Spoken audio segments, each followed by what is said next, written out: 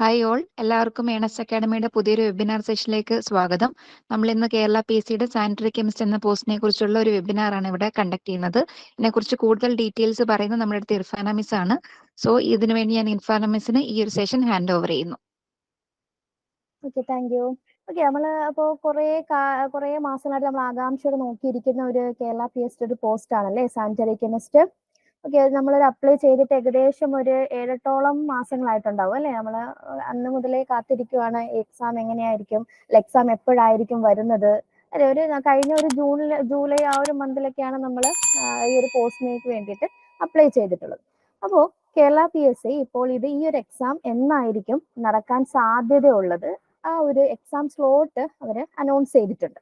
Okay, അപ്പം നമ്മൾ ഇന്നത്തെ വെബിനാറിൽ ഞാൻ സംസാരിക്കുന്നത് നമ്മൾ ഈ എക്സാം സ്ലോട്ട് എന്നാണ്, അല്ലെ എക്സാം എന്നാണ് നടക്കുന്നതെന്നും അത് നമുക്ക് ഇനി ഒരു ചുരുങ്ങിയ മാസങ്ങൾ മാത്രമേ നമ്മുടെ മുന്നിലുള്ളൂ. ആ മാസം കൊണ്ട് തന്നെ നമുക്ക് എങ്ങനെ നമ്മളുടെ ഈ എക്സാം ക്രാക്ക് ചെയ്യാൻ പറ്റും, അതുപോലെ നിങ്ങൾക്ക് ആവശ്യമായിട്ടുള്ള സ്റ്റഡി ടിപ്സ്, നമ്മളുടെ ഈ സിലബസിനെ പറ്റിയിട്ട് നമ്മുടെ അക്കാഡമി പ്രൊവൈഡ് ചെയ്തിട്ടുള്ള അല്ലെ ഏണസ്റ്റ് അക്കാഡമി പ്രിപ്പയർ ചെയ്തിട്ടുള്ള ടെൻറ്റേറ്റീവ് ആയിട്ടുള്ള സിലബസിന്റെ ഒരു ചെറിയൊരു ചുരുക്കഭാഗം ഇതൊക്കെയാണ് നമ്മൾ ഇന്നത്തെ വെബിനാറിൽ ഡിസ്കസ് ചെയ്യുന്നത്.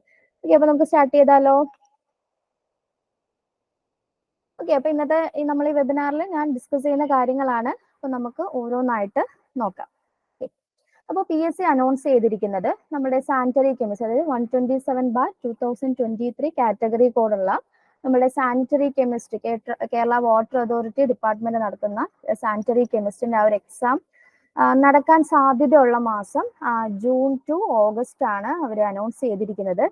ജൂൺ ടു ഓഗസ്റ്റ് എന്ന് പറഞ്ഞാലും നമ്മൾ എക്സ്പെക്ട് ചെയ്യുന്നത് ഒരു June first month, June first week ഒക്കെ നമുക്ക് ആ ഒരു എക്സാം എക്സ്പെക്ട് ചെയ്യാം. ഓക്കെ, എന്ന് വെച്ചാൽ ഏകദേശം ഇപ്പം ഏപ്രിലിലെ എക്സാം സ്ലോട്ട് വന്നതിനകത്തില്ല. അപ്പോൾ നമുക്ക് ജൂൺ ഒരു ആദ്യ വാരം തന്നെ നമ്മൾക്ക് ഈ ഒരു എക്സാം എക്സ്പെക്ട് ചെയ്യാം. ഓക്കെ, അപ്പോൾ നമ്മുടെ മുന്നിൽ വളരെ കുറച്ച് നാളുകൾ മാത്രമേ ബാക്കിയുള്ളൂ. ഒരു 4 മാസം, ഒരു 4 കംപ്ലീറ്റ് മാസങ്ങൾ മാത്രമാണ് നമ്മുടെ മുന്നിലുള്ളത്. 4 മാസങ്ങൾ എന്ന് പറഞ്ഞാൽ നമ്മുടെ കയ്യിൽ 16 ആഴ്ചകളും ഏകദേശം 120ഓളം ദിവസങ്ങൾ മാത്രമേ നമ്മുടെ മുന്നിലുള്ളൂ. അപ്പൊ 120 ദിവസം നമുക്ക് റൗണ്ട് ചെയ്ത് എങ്ങനെയെന്ന് പറയാം, ഒരു 100 ദിവസം അല്ലെ, ഒരു 100 ദിവസം മാത്രമേ നമ്മുടെ മുന്നിലായിട്ടുള്ളൂ. അപ്പോൾ ആ ഒരു സമയം കൊണ്ട് തന്നെ നമുക്ക് ഈ ഒരു എക്സാമിന് വേണ്ടിയിട്ട് പ്രിപ്പയർ ചെയ്യണം. അപ്പോൾ ഇതുവരെയും ഓൾറെഡി കുറെ പേരൊക്കെ നമ്മളുടെ എക്സാം പ്രിപ്പറേഷൻ ഒക്കെ സ്റ്റാർട്ട് ചെയ്തിട്ടുണ്ട്. കുറെ പേര് നമ്മളുടെ അക്കാഡമിയിൽ ഏണസ്റ്റ് അക്കാഡമിയിൽ ജോയിൻ ചെയ്ത് അവരൊക്കെ പ്രിപ്പറേഷൻസ് ഒക്കെ സ്റ്റാർട്ട് ചെയ്തിട്ടുണ്ട്. മെയിനായിട്ടും നമ്മൾ ഇന്നത്തെ ഈ വെബിനാർ എന്ന് പറയുന്നത് ഇതുവരെയും ഈ ഒരു എക്സാമിന് വേണ്ടിയിട്ട് എക്സാം പ്രിപ്പറേഷൻസ് ഒന്നും സ്റ്റാർട്ട് ചെയ്യാത്ത ആസ്പിറൻസിന് വേണ്ടിയിട്ടുള്ളതാണ് ഇന്നത്തെ ഈ നമ്മളുടെ വെബിനാർ എന്ന് പറയുന്നത്. അപ്പോൾ ഈ 100 ദിവസം കൊണ്ട് നമ്മൾക്ക് എങ്ങനെ ഈ ഒരു എക്സാം ക്രാക്ക് ചെയ്യാൻ പറ്റും. ഞാൻ എപ്പോഴും പറയുന്ന ഒരു കാര്യമാണ്, നമ്മൾ റാങ്ക് ലിസ്റ്റ് അല്ലെ ഒരു മെയിൻ ലിസ്റ്റിൽ വന്നാൽ മാത്രം പോരാ. ഇപ്പൊ നമ്മളിൽ പലരും എന്ത് കാണും, മെയിൻ ലിസ്റ്റിൽ വന്നിട്ടുണ്ടായിരിക്കും, അല്ലെന്നുണ്ടെങ്കിൽ PSCയുടെ ലിസ്റ്റിൽ വന്നിട്ടുണ്ട്, അത് ചിലപ്പോൾ സപ്ലിമെന്ററി ലിസ്റ്റ് ആയിരിക്കും, അല്ലെങ്കിൽ മെയിൻ ലിസ്റ്റിൽ ഏറ്റവും താഴെ ആയിരിക്കും വന്നത്. അങ്ങനെ വന്നതുകൊണ്ട് പ്രത്യേകിച്ച് നമ്മളുടെ ഈ സബ്ജക്ട് വൈസ് പോസ്റ്റുകൾക്ക് അല്ലെ, നമ്മുടെ ഈ സബ്ജക്ട് വൈസ് പോസ്റ്റുകളുടെ പ്രത്യേകത എന്താണ്, ഒഴിവുകൾ വളരെ കുറവാണ്. അപ്പം ആ ഒരു ഒഴിവുകൾ കുറവായത് കൊണ്ട് തന്നെ നമ്മൾ ആദ്യത്തെ ഒരു 10 റാങ്കിനുള്ളിൽ വന്നെങ്കിൽ മാത്രമേ നമ്മൾക്ക് അതുകൊണ്ട് എന്തെങ്കിലും ബെനിഫിറ്റ് ഉള്ളൂ. അപ്പോൾ നിങ്ങൾ വിചാരിക്കും, ഈ ചുരുങ്ങിയ സമയം കൊണ്ട് ഈ 100 ദിവസം കൊണ്ട് നമ്മൾക്ക് ഈ 10 റാങ്കിനുള്ളിൽ വരാൻ പറ്റുമോ? പറ്റും. നമ്മൾ ഒരാൾ മാത്രം വിചാരിച്ചാൽ മതി അല്ലെ, നമ്മൾക്ക് വേണമെന്ന് നമ്മൾ മാത്രം വിചാരിച്ചാൽ മതി. ഉറപ്പായിട്ടും നമ്മൾക്ക് ആ 10 റാങ്ക് എന്നല്ല ഞാൻ പറയുന്നു, നമ്മൾ ഓരോരുത്തരും ഞാൻ തന്നെയാണ് ഫസ്റ്റ് പൊസിഷൻ എത്തുന്നത് എന്ന് നമ്മൾ ഓരോരുത്തരും മൈൻഡിൽ അതങ്ങ് സെറ്റ് ആക്കുക. ഓക്കെ, എന്നിട്ട് എക്സാമിന് വേണ്ടിയിട്ട് ഇന്ന് തന്നെ നമ്മൾ ഇന്നപ്പോഴേക്കും ഒരു രാത്രി ആയില്ലേ, അതൊന്നും ആലോചിക്കേണ്ട കാര്യമില്ല. അപ്പൊ ഇന്ന് മുതൽ നിങ്ങൾ ഈ ഒരു വെബിനാർ കഴിയുമ്പോൾ തന്നെ നിങ്ങൾ തീരുമാനിക്കണം, ഇന്ന് തന്നെ പ്രിപ്പറേഷൻസ് ഞങ്ങൾ അക്കാഡമിയോടൊപ്പം തന്നെ ഏണസ്റ്റ് അക്കാഡമിയോടൊപ്പം തന്നെ നിങ്ങളും പ്രിപ്പറേഷൻസ് സ്റ്റാർട്ട് ചെയ്യും എന്നൊരു ഒരു ദൃഢപ്രതിജ്ഞ നിങ്ങൾ എടുക്കണം. ഓക്കെ, അപ്പൊ നമുക്ക് ഓരോ സെക്ഷൻസ് ആയിട്ട് നോക്കാം. അപ്പൊ നമ്മുടെ മുന്നിൽ എത്ര ദിവസമേ ഉള്ളൂ? 100 ദിവസങ്ങൾ മാത്രമേ ഉള്ളൂ. അപ്പോൾ ലാസ്റ്റ് നമ്മളുടെ സാനിറ്ററി കെമിസ്ട്രിന്റെ എക്സാം എന്ന് നടന്നതെന്ന് അറിയാവോ? 2019 ലാസ്റ്റ് നമ്മളുടെ സാനിറ്ററി കെമിസ്ട്രിന്റെ എക്സാം നടന്നത്.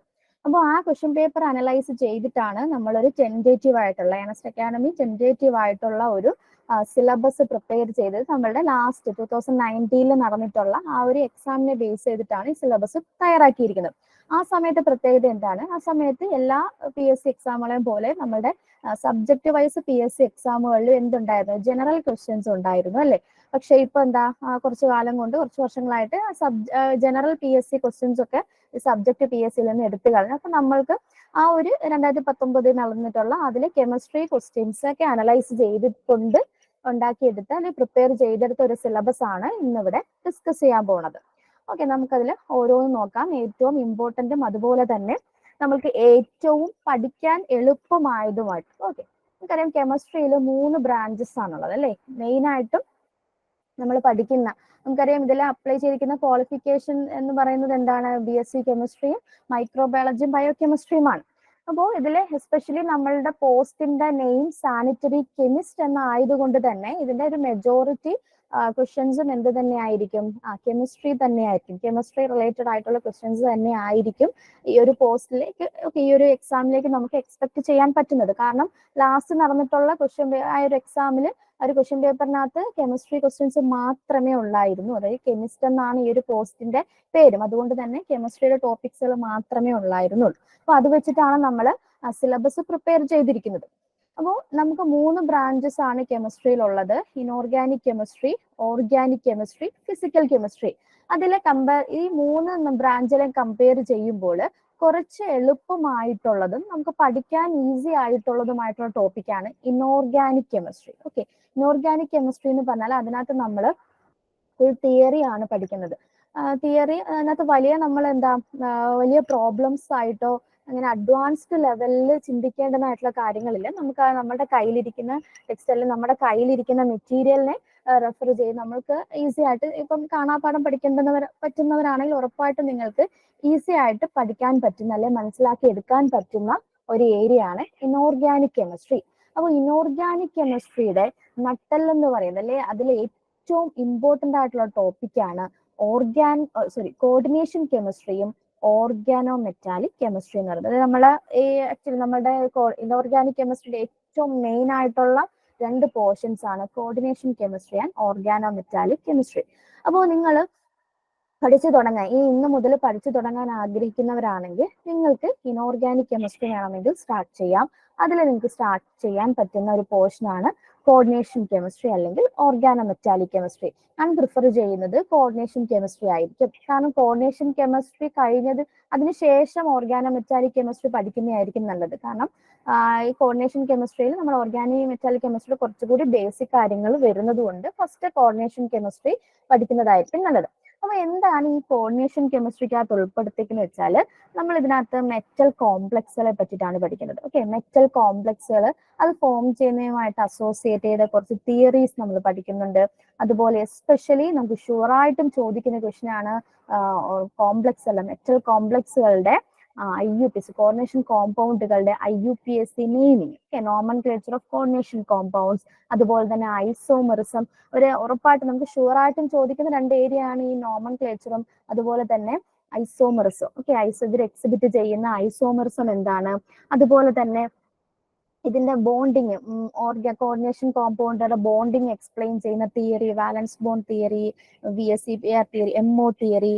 ഓക്കെ, അതിൽ നമ്മൾ ലിഗാൻഡ്സുകൾ, ലിഗാൻഡ്സിന്റെ ഡെൻസിറ്റി, അങ്ങനെയുള്ള എത്ര ഇലക്ട്രോൺസുകൾ ഡൊണേറ്റ് ചെയ്തിട്ടാണ് ഒരു ബോണ്ട് ഫോം ചെയ്യുന്നത്. അതൊക്കെ ഭയങ്കര ഇമ്പോർട്ടൻറ്റ്. കാരണം ഇതൊക്കെ റിപ്പീറ്റഡ് ക്വസ്റ്റ്യൻസ്, ഒരുപാട് നമ്മൾ ക്വസ്റ്റ്യൻ പേപ്പർ അനലൈസ് ചെയ്യുമ്പോൾ നമുക്ക് മനസ്സിലാവും ഈ ഒരു ഏരിയയിൽ നിന്നൊക്കെ നമുക്ക് ഒരുപാട് ക്വസ്റ്റ്യൻസ് വന്നിട്ടുണ്ട്. പ്രീവിയസ് ആയിട്ട് നടന്നിട്ടുള്ള കെമിസ്ട്രിന്റെ ക്വസ്റ്റ്യൻ പേപ്പേഴ്സ് നമ്മൾ അനലൈസ് ചെയ്യുമ്പോൾ ഈ ഒരു കോർഡിനേഷൻ കെമിസ്ട്രി നമുക്ക് ഒരുപാട് ക്വസ്റ്റ്യൻസ് കിട്ടും. എന്നാലോ അതൊക്കെ നല്ല ഈസി ക്വസ്റ്റ്യൻസ് ആയിരിക്കും. നമുക്ക് വിതിൻ സെക്കൻഡ്സ്, ഒരു 10 സെക്കൻഡ്സിനൊക്കെ ഉള്ളിൽ നമുക്ക് ആൻസർ ചെയ്യാൻ പറ്റും. നമ്മൾ ആ ഒരു കൺസെപ്റ്റ് പഠിച്ചു കഴിഞ്ഞാൽ നമുക്ക് ഈസി ആയിട്ട് ആൻസർ ചെയ്യാൻ പറ്റുന്ന ഒരു ഏരിയ ആണ് ഈ കോർഡിനേഷൻ കെമിസ്ട്രി എന്ന് പറയുന്നത്. ഓക്കെ, അപ്പോൾ ഈ ഇത്രയും വേറെ കുറച്ച് കൈനറ്റിക്സും കാര്യങ്ങളും ഇതൊക്കെ വരുന്നതാണ് ഈ കോർഡിനേഷൻ കെമിസ്ട്രി എന്ന് പറഞ്ഞ പാർട്ട്.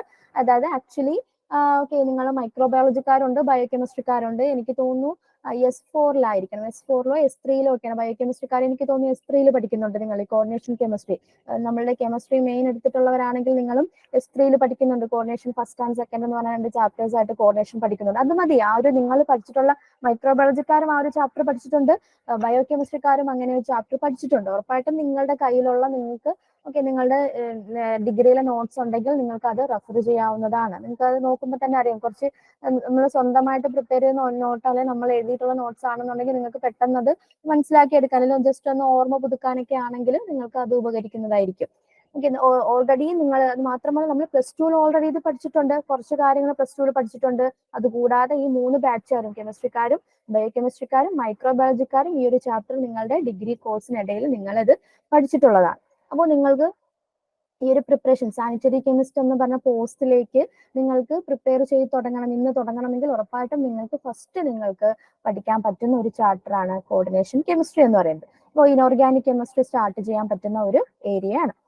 ദെൻ പിന്നീട് വരുന്നതാണ് ഓർഗാനോ മെറ്റാലിക് കോമ്പൗണ്ട്സ് എന്ന് പറയുന്നത്. അപ്പോൾ ഓർഗാനോ മെറ്റാലിക് കോമ്പൗണ്ട്സും കോർഡിനേഷൻ കോമ്പൗണ്ട്സും തമ്മിൽ ചെറിയൊരു വ്യത്യാസമേ ഉള്ളൂ. അവിടെ മെറ്റൽ കാർബൺ ബോണ്ട് ഉണ്ടെന്ന് ആ ഒരു രീതിയിലുള്ള വ്യത്യാസമാണുള്ളത്. ദെൻ നമുക്ക് കുറെ അധികം ഓർഗാനോ മെറ്റാലിക് കോമ്പൗണ്ട്സുകൾ പഠിക്കും. ഒരുപാട് കോമ്പൗണ്ട്സുകൾ നമുക്ക് പോളിന്യൂക്ലിയർ മോണോന്യൂക്ലിയർ ഡൈന്യൂക്ലിയർ അങ്ങനെ ഒരുപാട് മെറ്റൽസ് അസോസിയേറ്റ് ചെയ്ത് വരുന്ന ഒരുപാട് കാർബണൈൽ കോമ്പൗണ്ട്സുകൾ പഠിക്കുന്നുണ്ട്. അതിനകത്ത് മെയിൻലി അവരുടെ സ്ട്രക്ചേഴ്സ് ആണ് നമ്മൾ പഠിക്കുന്നത്. നമ്മളുടെ ടെക്സ്റ്റിലുള്ള എല്ലാ സ്ട്രക്ചേഴ്സ് പഠിക്കണം. സ്ട്രക്ചേഴ്സ് വരച്ച് തന്നെ പഠിക്കണം. അതുമായിട്ട് അസോസിയേറ്റ് ചെയ്ത് വരുന്ന പിന്നെ നമ്മളുടെ ആപ്ലിക്കേഷൻ ലെവൽ കറ്റാലിസിസിൽ ഓർഗാനോ മെറ്റാലിക് കോമ്പൗണ്ട്സുകളുടെ ആപ്ലിക്കേഷൻസ് ഉണ്ട്. അതുപോലെ തന്നെ ഒരുപാട് ഓർഗാനിക് പ്രോസസ്സുകൾ നമ്മൾ ഹൈഡ്രോഫോമൈലേഷൻ, ഹൈഡ്രോജനേഷൻ അങ്ങനെയുള്ള ഒരുപാട് ഓർഗാനിക് പ്രോസസ്സുകളിൽ ഓർഗാനിക് കോമ്പൗണ്ട്സുള്ള പ്രിപ്പറേഷന്റെ പ്രോസസ്സുകളിൽ നമ്മൾ ഇവരെ കാറ്റലിസ്റ്റ് ആയിട്ടൊക്കെ ആക്ട് ചെയ്യാറുണ്ട്. അപ്പോൾ അത് ഏത് പ്രോപ്പർട്ടി ബേസ് ചെയ്തിട്ടാണ്, അല്ലെങ്കിൽ ആ റിയാക്ഷൻസിന്റെ മെക്കാനിസം ഉൾപ്പെടെ, കാരണം നമ്മളുടെ മുൻ വർഷങ്ങളിൽ മെക്കാനിസം ഉൾപ്പെടെ നമ്മൾക്ക് ചോദിച്ചിട്ടുണ്ട് എക്സാമിന്. നമ്മളുടെ ഈ സിലബസിൽ തന്നിട്ടുള്ള എല്ലാ ഏരിയയും, അതായത് പ്രീവിയസ് ആയിട്ട് ഒരുപാട് ക്വസ്റ്റ്യൻസ് ചോദിച്ചിട്ടുള്ള ഏരിയ എല്ലാം നമ്മൾ ഇൻക്ലൂഡ് ചെയ്തിട്ടുണ്ട്. അപ്പം കോർഡിനേഷൻ ഓർഗാനോമെറ്റാലിക് കെമിസ്ട്രിയിൽ കുറച്ച് ടഫ് ഉണ്ട് എങ്കിലും കോർഡിനേഷൻ സ്റ്റാർട്ട് ചെയ്യാം. അതിനുശേഷം നിങ്ങൾക്ക് പഠിക്കാൻ പറ്റുന്ന ഒരു ചാപ്റ്റർ ആണിത് ഓർഗാനോമെറ്റാലിക് കെമിസ്ട്രി എന്ന് പറയുന്നത്. അപ്പോൾ ഫസ്റ്റ് ഇമ്പോർട്ടൻസ് ഞാൻ പറയുന്നത് കോർഡിനേഷൻ കെമിസ്ട്രിക്കാണ്. അതിനുശേഷം നിങ്ങൾക്ക് ഓർഗാനോമെറ്റാലിക് കെമിസ്ട്രി പഠിച്ചു തുടങ്ങാവുന്നതാണ്. ദെൻ അതിനുശേഷം കുറച്ച് ഈസി ആയിട്ടുള്ള ചാപ്റ്റർ പഠിക്കാം. ഇത് രണ്ടുമാണ് നമ്മളുടെ ഇനോർഗാനിക് കെമിസ്ട്രി നട്ടെല്ലെന്ന് വേണമെങ്കിൽ പറയുന്ന 2 ഏരിയ ആണ്, 2 ഇമ്പോർട്ടന്റ് ഏരിയ ആണ് coordination chemistry and organometallic chemistry. അപ്പൊ ഇത് പഠിച്ച് നിങ്ങളുടെ മൈൻഡ് ഒക്കെ ഒരു ഇതാവുമ്പോഴത്തേക്കിനും കുറച്ച് ഈസി ആയിട്ടുള്ള ഒരു ടോപ്പിക്ക് നിങ്ങൾക്ക് പഠിക്കാൻ പറ്റും. ആ ഈസി ടോപ്പിക്സ് ആണ് മെറ്റലർജി ആൻഡ് പോളിമേഴ്സ് എന്ന് പറയുന്നത്. ഈ പോളിമേഴ്സ് നമുക്ക് വേണമെങ്കിൽ ഓർഗാനിക്കിലും ആഡ് ചെയ്യാം, എങ്കിലും ജസ്റ്റ് ഇനോർഗാനിക്കിലും പഠിച്ചെന്ന് പറഞ്ഞ കുഴപ്പമില്ല. ഇത് രണ്ടും വളരെ ചെറിയ ചാപ്റ്റേഴ്സ് ആണ്. മെറ്റലർജി നമ്മൾ 9ാം ക്ലാസ് മുതലേ പഠിച്ചു വരുന്ന ചാപ്റ്റർ ആണ്. 9ലും +2ലും നമ്മൾ ഡീറ്റെയിൽ ആയിട്ട്, അതായത് കംപ്ലീറ്റ് നമ്മൾ പഠിക്കുന്നുണ്ട്.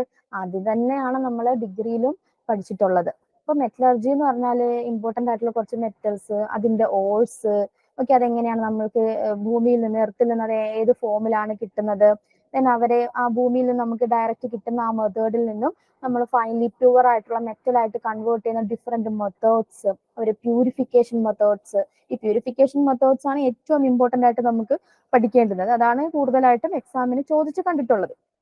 അപ്പൊ അതൊക്കെ അടങ്ങുന്നതാണ് മെറ്റലർജി എന്ന് പറയുന്നത്. എനിക്ക് ഇമ്പോർട്ടന്റ് ആയിട്ട് പഠിക്കുന്നത് മെറ്റൽ ഓൾസും അതിന്റെ പ്യൂരിഫിക്കേഷൻ മെത്തേഡ്സും ആണ് ഇൻക്ലൂഡ് ചെയ്തിരിക്കുന്നത്.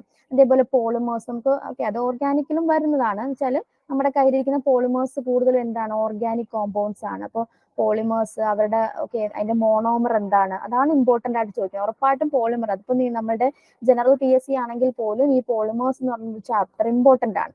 കാരണം ഈ പോളിമേഴ്സ്, അതായത് ഓരോ പെർട്ടിക്കുലർ പോളിമേഴ്സിന്റെ മോണോമർ എന്താണെന്നായിരിക്കും നമുക്ക് ചെയ്യാം. അതായത് അതിനകത്ത് പിന്നെ കൂടുതലായിട്ട് നമുക്ക് മെക്കാനിസം ഒന്നും പഠിക്കേണ്ട ആവശ്യം വരില്ല.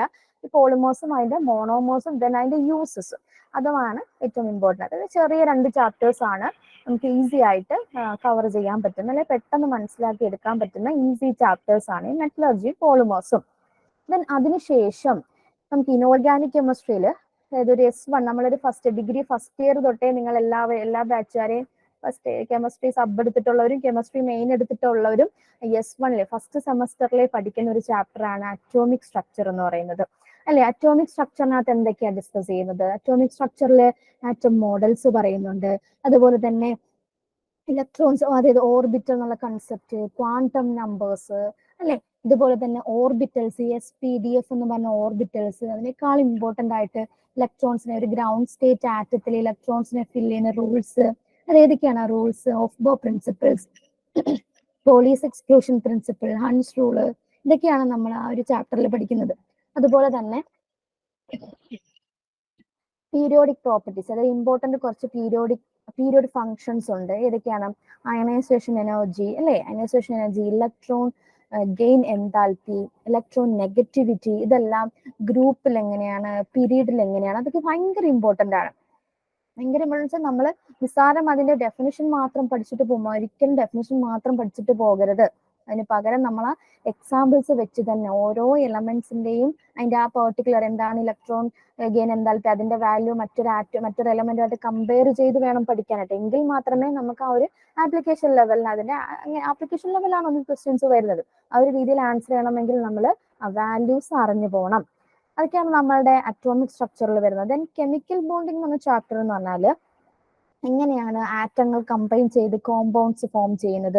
ഡിഫറെന്റ് ബോണ്ട്സ് ഉണ്ടല്ലേ, ഏതൊക്കെ ബോണ്ട്സ് ആണ് പഠിച്ചിട്ടുള്ളത്? Ionic bond, covalent bond, then hydrogen bond, metallic bonds, ഇതൊക്കെയാണ് മെയിൻ ആയിട്ടുള്ള ബോണ്ട്സുകൾ എന്ന് പറയും. ബോണ്ട് ഫോം ചെയ്യുന്ന ഒരു ആറ്റം മറ്റൊരു ആറ്റവുമായിട്ട് ബോണ്ട് ഫോം ചെയ്യുന്ന മെയിൻ ബോണ്ടുകൾ ഇതൊക്കെയാണ്.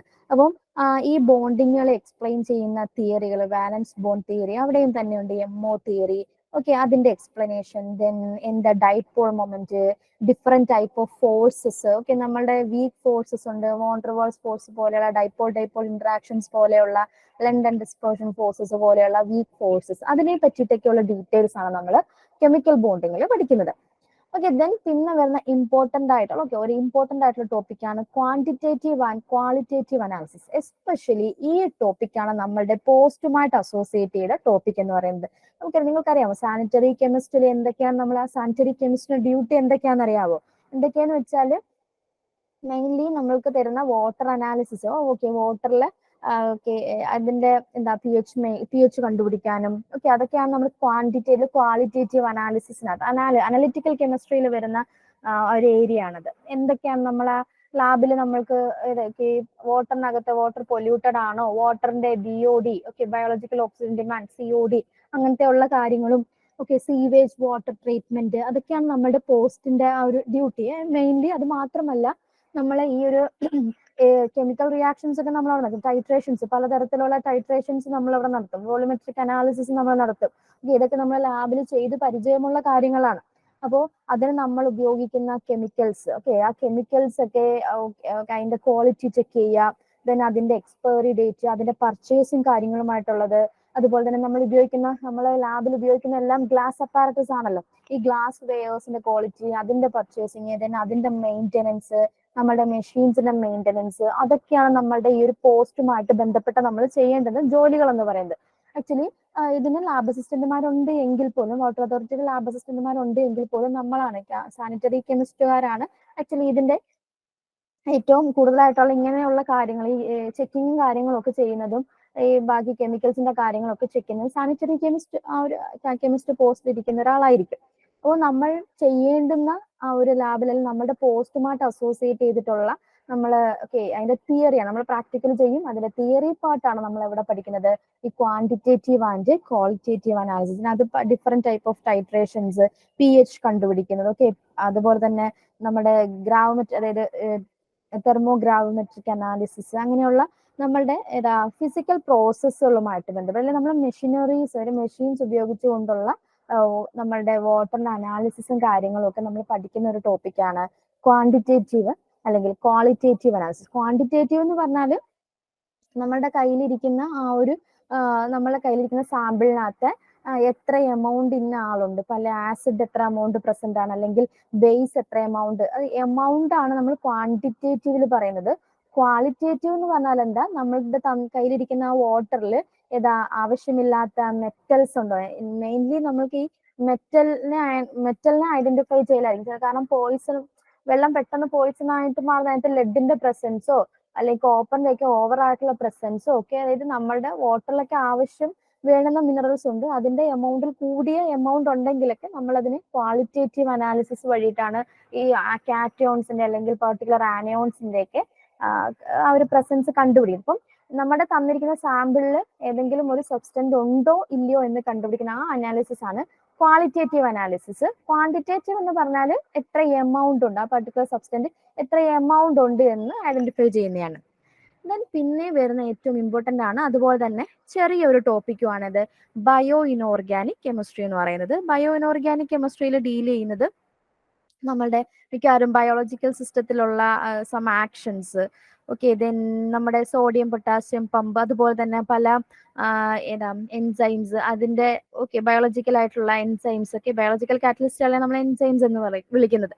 അപ്പോൾ അതിനെ നമ്മുടെ എന്താ ഇന്റേണൽ ബോഡീസ് അല്ലെ ഇന്റേണൽ കെമിക്കൽ റിയാക്ഷനിലെ കാറ്റലിസ്റ്റ് ആയിട്ട് ആക്ട് ചെയ്യുന്നുണ്ട് ഒരുപാട് എൻസൈംസുകൾ അല്ലെ. അപ്പം അവർ എന്തിനെ കൺവേർട്ട് ചെയ്യുന്നു ആ ഒരു കാര്യങ്ങളും, അതുപോലെ നമ്മുടെ ബയോസിസ്റ്റം, അതായത് ഹീമോഗ്ലോബിൻ, മയോഗ്ലോബിൻ, ഇവരുടെയൊക്കെ സ്റ്റോറേജ്, അങ്ങനെ നമ്മൾ കുറച്ച് ട്രാൻസ്പോർട്ട് ഓഫ് അയണിനെ ട്രാൻസ്പോർട്ട് ചെയ്യുന്ന കുറച്ച് സംഭവങ്ങൾ, സിസ്റ്റംസ് ഒക്കെ ഉണ്ട്. അപ്പം അതിനെപ്പറ്റി നമ്മളുടെ ഇന്റേണൽ ബോഡിയിലുള്ള കെമിക്കൽ ചേഞ്ചുകൾ, കെമിക്കൽ റിയാക്ഷൻസുകളാണ്, അതുപോലെ ഫോട്ടോസിന്തസിസ്, ഇതുപോലെയുള്ള ബയോളജിക്കൽ കെമിക്കൽ റിയാക്ഷൻസിനെ പറ്റിയിട്ടുള്ള സ്റ്റഡിയാണ്, അല്ലെ ആ ഒരു ഏരിയ ആണ് എന്ത് ബയോ ഇനോർഗാനിക് കെമിസ്ട്രി എന്ന് പറയുന്നത്. അപ്പോൾ ഇത്രയാണ് നമ്മളുടെ ഇനോർഗാനിക് കെമിസ്ട്രിയിലെ ഇമ്പോർട്ടൻ്റ് ആയിട്ടുള്ള ടോപ്പിക്സ് എന്ന് പറയുന്നത്.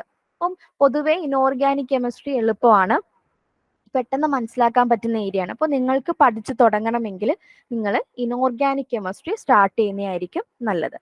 ഓക്കെ, അപ്പോൾ ഇത്രയാണ് ഇനോർഗാനിക് കെമിസ്ട്രിയിൽ വരുന്നത്. നമുക്കിനി അടുത്തത് ഓർഗാനിക് കെമിസ്ട്രി ആണ്. പൊതുവേ ഓർഗാനിക് കെമിസ്ട്രി എല്ലാവർക്കും ടഫാണ് അല്ലേ. ഓർഗാനിക് കെമിസ്ട്രി എനിക്ക് തോന്നുന്നു S4-ലൊക്കെയാണ് നമ്മൾ ഓർഗാനിക് കെമിസ്ട്രി പഠിക്കുന്നത്. ഓർഗാനിക് കെമിസ്ട്രി പൊതുവേ എല്ലാവരും എന്ന് വെച്ചാൽ വലിയ വലിയ കെമിക്കൽ റിയാക്ഷൻസ് കാണുന്നുണ്ട് അല്ലേ, ഒരുപാട് എന്തൊക്കെയോ കുറേ നെയിം റിയാക്ഷൻസ് ഒക്കെ കാണുന്നുണ്ട്. അപ്പോൾ അത് കുറച്ച് പേർക്കെങ്കിലും ഒക്കെ അത് ഡിഫിക്കൾട്ട് ആവും. അപ്പോൾ നിങ്ങൾക്ക് ഒന്നെങ്കിൽ ഓർഗാനിക് കെമിസ്ട്രി സ്റ്റാർട്ട് ചെയ്യുന്നത്, കാരണം ഡിഫിക്കൽട്ട് ആയിട്ടുള്ള ഒരു ടോപ്പിക്കിനാണ് നമ്മൾക്ക് ഏറ്റവും കൂടുതൽ സമയം വേണ്ടത്. അപ്പോൾ ഓർഗാനിക് കെമിസ്ട്രിക്ക് ആയിരിക്കണം നമ്മൾ മെയിൻലി ഏറ്റവും കൂടുതൽ സമയം നമ്മൾ സ്പെൻഡ് ചെയ്യേണ്ടത്. കാരണം പെട്ടെന്ന് നമുക്ക് ക്വസ്റ്റ്യൻ പേപ്പറിനകത്ത് ഒരു സ്ട്രക്ചർ ആയിരിക്കും തരുന്നത്. അപ്പൊ ഈ പെട്ടെന്ന് ഈ ഒരു സ്ട്രക്ചർ കാണുമ്പോഴത്തേക്ക് നമ്മൾ കംപ്ലീറ്റ് ബ്ലാങ്ക് ആയി പോകും. ബ്ലാങ്ക് വെച്ചാൽ പെട്ടെന്ന് പിന്നെ മൈൻഡിലോട്ടൊന്നും വരത്തില്ല. അപ്പത്തേന് നമുക്ക് അറിയാവുന്ന ക്വസ്റ്റ്യൻസ് പോലും നമുക്ക് ഫുള്ള് ബ്ലാങ്ക് ആയിട്ട് പോകും. അപ്പോൾ അതിന് എളുപ്പമാർഗം എന്ന് വെച്ചാൽ ഓർഗാനിക് കെമിസ്ട്രി പഠിക്കാൻ ഒറ്റ മാർഗമേ ഉള്ളൂ, നിങ്ങൾ റിയാക്ഷൻസ് എഴുതി എഴുതി എഴുതി ബൈഹാർട്ട് ചെയ്യുക എന്നുള്ള ഒറ്റ മാർഗം മാത്രമേ ഉള്ളൂ. എന്ന് വെച്ചാൽ അതിൽ കൂടുതൽ നമ്മൾ കാണാപ്പാട് നമ്മൾ തന്നെ ആയിട്ടുള്ളൊരു സ്റ്റൈൽ വേണം അത് പഠിക്കാൻ വേണ്ടിയിട്ട്. നമ്മൾ എപ്പോഴും ആ ഒരു റിയാക്ഷൻസ് നമ്മൾ എഴുതി എഴുതി എഴുതി വീണ്ടും റിവൈസും കൂടി ചെയ്യണം, എങ്കിൽ മാത്രമേ നമ്മൾക്ക് ഈ റിയാക്ഷൻസും അതിന്റെ മെക്കാനിസവും ഒക്കെ, ആ ഒരുപാട് നെയിം റിയാക്ഷൻസ് വരുന്നുണ്ട്, അതൊക്കെ നമ്മുടെ മൈൻഡിൽ നിൽക്കണമെങ്കിൽ നമ്മൾ എഴുതി പഠിക്കുന്നത് മാത്രമല്ല, നമ്മൾ എഴുതി പഠിക്കുന്നതിലൂടെ, എഴുതിയും പറഞ്ഞും പഠിക്കുന്നതിലൂടെ നമ്മൾക്ക് ഓക്കെ നമുക്ക് രണ്ട് രീതി എഴുതി പഠിക്കുന്നതിലൂടെ ഉള്ള ബെനിഫിറ്റ് എന്ന് വെച്ചാൽ നമ്മൾ എക്സാമിന് ഇരിക്കുമ്പോൾ പോലും നമ്മുടെ സ്വന്തം ഹാൻഡ് റൈറ്റിംഗിൽ എഴുതിയൊരു കാര്യം പഠിക്കുമ്പോൾ നമുക്ക് ആ ക്വസ്റ്റ്യൻ കാണുമ്പോൾ ആ ഇന്ന പേജിൽ ഇവിടെ കിടക്കുന്നതല്ലേ ഈ റിയാക്ഷൻ പെട്ടെന്ന് നമ്മുടെ മനസ്സിൽ വരും. ഇത് എഴുതി പഠിക്കുന്നതിലൂടെ നമ്മൾക്കുള്ള ബെനിഫിറ്റ് എന്ന് വെച്ചാൽ നമുക്ക് രണ്ട് രീതിയിലാണ് നമ്മൾ അതിനെ സെൻസ് ചെയ്യുന്നത്. നമ്മളൊന്ന് കാണുന്നതിലൂടെയും അതുപോലെ തന്നെ എഴുതുന്നതിലൂടെയും. അതോടൊപ്പം നമ്മൾ പറഞ്ഞും കൂടി പഠിക്കുവാണെങ്കിൽ അത് കേൾവിയിലൂടെ നമ്മുടെ മൈൻഡിലേക്ക് എത്തും. അപ്പൊ മൂന്ന് രീതിയിൽ നമ്മൾ പറഞ്ഞും കൂടെ എഴുതിയും പറഞ്ഞും പഠിക്കുവാണെന്നുണ്ടെങ്കിൽ മൂന്ന് രീതിയിലാണ് നമ്മുടെ മൈൻഡിലേക്ക് അത് ചെന്നെത്തുന്നത്. അപ്പൊ ആ ഒരു രീതി ഈ ഒരു എന്താ ഓർഗാനിക് കെമിസ്ട്രി പഠിക്കാൻ വേണ്ടിയിട്ട് നിങ്ങൾ ഫോളോ ചെയ്താൽ മതി. ഓക്കെ, അപ്പൊ ഓർഗാനിക് കെമിസ്ട്രിയിൽ നമ്മൾ ബേസിക് തൊട്ട് പഠിക്കണം. ഇതിനകത്ത് നമ്മൾ ഇമ്പോർട്ടന്റ് ടോപ്പിക് അതാണ്, അങ്ങനെ പഠിക്കുന്നതിനേക്കാളും നല്ലത് ബേസിക് തുടങ്ങുന്നതാണ്. ബേസിക് എന്ന് പറഞ്ഞാൽ organic reaction mechanism and stereo chemistry ആണ്. അത് കുറച്ച് ടഫാണ്, കാരണം നമ്മൾ ഈ ഓർഗാനിക് കെമിസ്ട്രി പഠിക്കുന്നതിന്റെ ഏറ്റവും ബേസിക് ആയിട്ടുള്ള കാര്യങ്ങളാണ് ഇവിടെ പഠിക്കുന്നത്. എന്ന് പറഞ്ഞാൽ ഒരു മെയിൻലി ഇവിടെ നമ്മൾ ഫങ്ഷണൽ ഗ്രൂപ്പുകൾ, അവരുടെ ഫസ്റ്റ് നമ്മൾ പഠിക്കുന്നത് classification of organic compounds, then അതിന്റെ നോമൻക്ലേച്ചർ ഇമ്പോർട്ടൻ്റ് ആണ്. അത് കോർഡിനേഷൻ കോമ്പൗണ്ട്സ് ആയാൽ പോലും നമ്മളുടെ ഓർഗാനിക് കോമ്പൗണ്ട്സിലായാൽ പോലും നോമൻക്ലേച്ചറിൽ നിന്ന് ഉറപ്പായിട്ടും ഈ 2 ക്വസ്റ്റ്യൻ വീതം, അതായത് 2 ക്വസ്റ്റ്യൻസ്, ടോട്ടൽ 2 ക്വസ്റ്റ്യൻസ് നമുക്ക് എക്സ്പെക്ട് ചെയ്യാവുന്നതാണ്. 2 അതിൽ കൂടുതൽ എക്സ്പെക്ട് ചെയ്യാം. അപ്പൊ നോമൻക്ലേച്ചർ വേണം, അവിടെയും ഉണ്ട് ഐസോമറിസം, ഇതൊക്കെ നമുക്ക് ഈസി ആയിട്ട് ഹാൻഡിൽ ചെയ്യാം, ഈസി ആയിട്ട് നമുക്ക് മനസ്സിലാക്കി എടുക്കാൻ പറ്റുന്ന ടോപ്പിക്കുകളാണ്. പിന്നെ അതിനുശേഷം വരുന്നതാണ് എങ്ങനെയാണ് ബോണ്ട് ബ്രേക്ക് ചെയ്യുന്നത്, ഹോമോളിറ്റിക് ഫിഷൻ, ഹെട്രോളിറ്റിക് ഫിഷൻ, അതിനുശേഷം ഓരോ റിയാക്ഷനിലും നമുക്ക് ഇന്റർമീഡിയറ്റ്സ് ഫോം ചെയ്യുന്നുണ്ട്. കാർബോകാറ്റയോൺസ്, കാർബാനയോൺസ്, ഫ്രീ റാഡിക്കൽസ് എന്നൊക്കെ പറഞ്ഞിട്ടുള്ളത്. പിന്നെ അതുപോലെ തന്നെ മെയിൻ ആയിട്ട് നമ്മുടെ ഓർഗാനിക് റിയാക്ഷൻസ് എന്ന് പറഞ്ഞാൽ addition reaction, elimination reaction, substitution reactions ഒക്കെ, റീഅറേഞ്ച്മെന്റ് റിയാക്ഷൻസ് ഒക്കെയാണ് നമ്മുടെ മെയിൻലി ഓർഗാനിക് റിയാക്ഷൻസ് എന്ന് പറയുന്നത്. അപ്പോൾ അതൊക്കെ ഏതൊക്കെ രീതിയിലാണ് അതിന്റെ റിയാക്ഷൻ പാത്ത്, അത് ഏത് രീതിയിൽ, ഏത് പാത്തിലൂടെയാണ് അത് റിയാക്ടന്റ് പ്രോഡക്റ്റ് ആയിട്ട് മാറുന്നത്, അതാണ് അതിന്റെ മെക്കാനിസം എന്ന് പറയുന്നത്. പിന്നെ വരുന്നതാണ് സ്റ്റീരിയോ കെമിസ്ട്രി. സ്റ്റീരിയോ കെമിസ്ട്രി എന്ന് പറഞ്ഞാൽ അതിന്റെ ആ ഒരു നമ്മുടെ കയ്യിലിരിക്കുന്ന ഓർഗാനിക് കോമ്പൗണ്ടിന്റെ ആ ഒരു കോൺഫിഗറേഷൻ പഠിക്കുന്നത്. അത് ആറാൻഡസ് കോൺഫിഗറേഷൻ, അതൊക്കെ ഉറപ്പായിട്ടും ഷുവറായിട്ടും ചോദിക്കുന്നതാണ് അതൊക്കെ. അതുപോലെ മെയിൻ ഏറ്റവും ഇമ്പോർട്ടൻ്റ് ആണ് ഒപ്റ്റിക്കൽ ആക്ടിവിറ്റി. ഒപ്റ്റിക്കൽ ആക്ടിവിറ്റിയുമായിട്ട് അസോസിയേറ്റഡ് ടേംസ് ആണ് എനാൻഷ്യോമേഴ്സ്, അങ്ങനെയുള്ള കുറച്ചധികം കാര്യങ്ങൾ. അപ്പോൾ ഓർഗാനിക് കെമിസ്ട്രി അറിയാൻ പൊതുവെ പാടാണ്, പക്ഷെ നമ്മൾ പഠിച്ചു തുടങ്ങുന്നത് ഈ ഒരു ചാപ്റ്ററിൽ നിന്നായിരിക്കാം. അതായിരിക്കും ഏറ്റവും ബെറ്റർ. ഞാൻ പ്രിഫർ ചെയ്യുന്നത്. ഞാൻ പറയുന്നത് നമ്മൾ ഫസ്റ്റ് ഏറ്റവും ബേസിക് ആയിട്ടുള്ള ഈ ഒരു സെക്ഷനിൽ നിന്ന് തന്നെ നിങ്ങൾ ഓർഗാനിക് കെമിസ്ട്രി തുടങ്ങുന്നതായിരിക്കുന്നത്. ഇവിടെ നമുക്ക് വലുതായിട്ട് എഴുതി പഠിക്കാനില്ല, കുറേ അധികം തിയറികളാണ് നമ്മൾ ഈ ഒരു സെക്ഷനിൽ പഠിക്കുക. കാരണം റിയാക്ഷൻസ് ഒന്നും കൂടുതലായിട്ട് നമ്മളിവിടെ പഠിക്കുന്നില്ല. കുറേ കൺസെപ്റ്റുകളും കുറച്ച് മെത്തേഡ്സും ആണ് അല്ലെ. അവിടെ നമ്മൾ കെമിക്കൽ റിയാക്ഷൻസ് ഒന്നും പഠിക്കുന്നില്ല. ആ ഒരു എന്താ കുറച്ച് തിയറിയും കാര്യങ്ങളാണ്. അത് നല്ല രീതിയിൽ തറവായി കഴിഞ്ഞാൽ നമുക്ക് ഉറപ്പായിട്ടും ബാക്കിയുള്ളത് പഠിക്കാൻ എളുപ്പമായിരിക്കും. ഓക്കെ, അതിനുശേഷം വരുന്ന ചാപ്റ്റർ ആണ് നമ്മൾ ഈ ഒരു ഓർഡറിൽ തന്നെ, ഞാൻ പറയുന്ന ഓർഡറിൽ തന്നെ പഠിച്ചു പോവുകയാണെങ്കിൽ അതായിരിക്കും കുറച്ചും കൂടി എളുപ്പം എന്ന് പറയുന്നത്. പിന്നെ ഉള്ളത് aliphatic and aromatic hydrocarbons. Aliphatic എന്ന് പറഞ്ഞാൽ നമ്മൾ ആൽക്കെയിൻസ്, ആൽക്കീൻസ്, ആൽക്കൈൻസ് എന്നൊക്കെ നമ്മൾ പഠിച്ചിട്ടില്ലേ. അതിന്റെ പ്രിപ്പറേഷൻ, അതിന്റെ കെമിക്കൽ പ്രോപ്പർട്ടീസ്, അതിന്റെ ഫിസിക്കൽ പ്രോപ്പർട്ടീസ്, അവിടെയാണ് നമ്മൾ റിയാക്ഷൻസ് പഠിച്ചു തുടങ്ങുന്നത്. അതേപോലെ ആരോമാറ്റിക് ഹൈഡ്രോകാർബൺസ് എന്ന് പറഞ്ഞാൽ എക്സാമ്പിൾ ഏതാണ്? ആരോമാറ്റിക് ഹൈഡ്രോകാർബൺസ് എന്ന് പറഞ്ഞാൽ നമ്മളുടെ benzene. Benzene and benzene associate ചെയ്തിട്ടുള്ള അല്ലെങ്കിൽ ഹെട്രോ ആറ്റംസ് ഒക്കെ വരുന്ന ആരോമാറ്റിക് കോമ്പൗണ്ട്സുകൾ, അവരുടെ പ്രിപ്പറേഷൻ ആൻഡ് അവരുടെ properties, physical properties and chemical properties. ഇവിടെയാണ് നമ്മൾ നെയിം റിയാക്ഷൻസ് ഒക്കെ പഠിച്ചു തുടങ്ങുന്നത്. നെയിം റിയാക്ഷൻസും സം റൂൾസും ഉണ്ട്. എങ്ങനെ ഈ പ്രോഡക്റ്റ് ഫോം ചെയ്തു, അത് ആ പ്രോഡക്റ്റിനെ പ്രെഡിക്റ്റ് ചെയ്യുന്ന കുറച്ച് റൂൾസും കാര്യങ്ങളും പഠിക്കുന്നത്. ഇനി അങ്ങോട്ടെല്ലാം നമ്മൾ ഓരോ നെയിം റിയാക്ഷൻസ് ആണ് പഠിക്കുന്നത്. അതിനുശേഷം നിങ്ങൾക്ക് പഠിക്കാൻ എളുപ്പം ഹാലോജനേറ്റഡ് ഹൈഡ്രോകാർബൺസ് ആണ്. അല്ലെ ഹെട്രോസൈക്ലിക് അവിടെ നിൽക്കട്ടെ, അതിൽ ഹാലോജനേറ്റഡ് ഹൈഡ്രോകാർബൺസ് ആണ് കുറച്ചും കൂടി എളുപ്പം. കാരണം അത് നമുക്ക് വലിയ പാടില്ലാതെ പോകുന്ന, ഒരുപാട് റിയാക്ഷൻസ് ഒന്നും വരാതെ പോകുന്ന ഒരു ഏരിയ ആണ് ഹാലോജനേറ്റഡ് ഹൈഡ്രോകാർബൺസ് എന്ന് പറയുന്നത്. അവിടെ ഹാലോജനേറ്റഡ് ഹൈഡ്രോകാർബൺസ് എന്ന് പറഞ്ഞാൽ എന്താ? അരയിൽ ആൽക്കൈൽ ഹാലൈഡ് എന്നോ അരയിൽ ഹാലൈഡ്. ഹാലജൻസ് എന്ന് അറിയാലോ, ഗ്രൂപ്പ് 17th ഗ്രൂപ്പിലുള്ള എലമെന്റ്സിലാണ് ഇത് halogens. Florin, chlorine, bromine, iodine. അപ്പൊ ഈ നമ്മുടെ ഹൈഡ്രോ കാർബൺസിൽ ഒരു ഹൈഡ്രജൻ മാറി അവിടെ ഈ ഒരു ഹാലജൻ വരുന്ന കോമ്പൗണ്ട്സുകളാണ് ഹാലജനേറ്റഡ് ഹൈഡ്രോ കാർബൺസ് എന്ന് പറയുന്നത്. അപ്പൊ അവരുടെ പ്രിപ്പറേഷൻ, പ്രോപ്പർട്ടീസും ഒക്കെയാണ് ഈ ഒരു ചാപ്റ്ററിൽ പഠിക്കുന്നത്. പിന്നെ വരുന്നതാണ് പിന്നെ നിങ്ങൾ പഠിക്കേണ്ടതാണ് ആൽക്കഹോൾസ് ആൻഡ് ഫീനോൾസ്, ഈതേഴ്സ്, എപ്പോക്സൈഡ്സ് എന്നൊക്കെ പറയും. നൈട്രജൻ കോമ്പൗണ്ട്സ് പിന്നെ പഠിച്ചാലും മതി.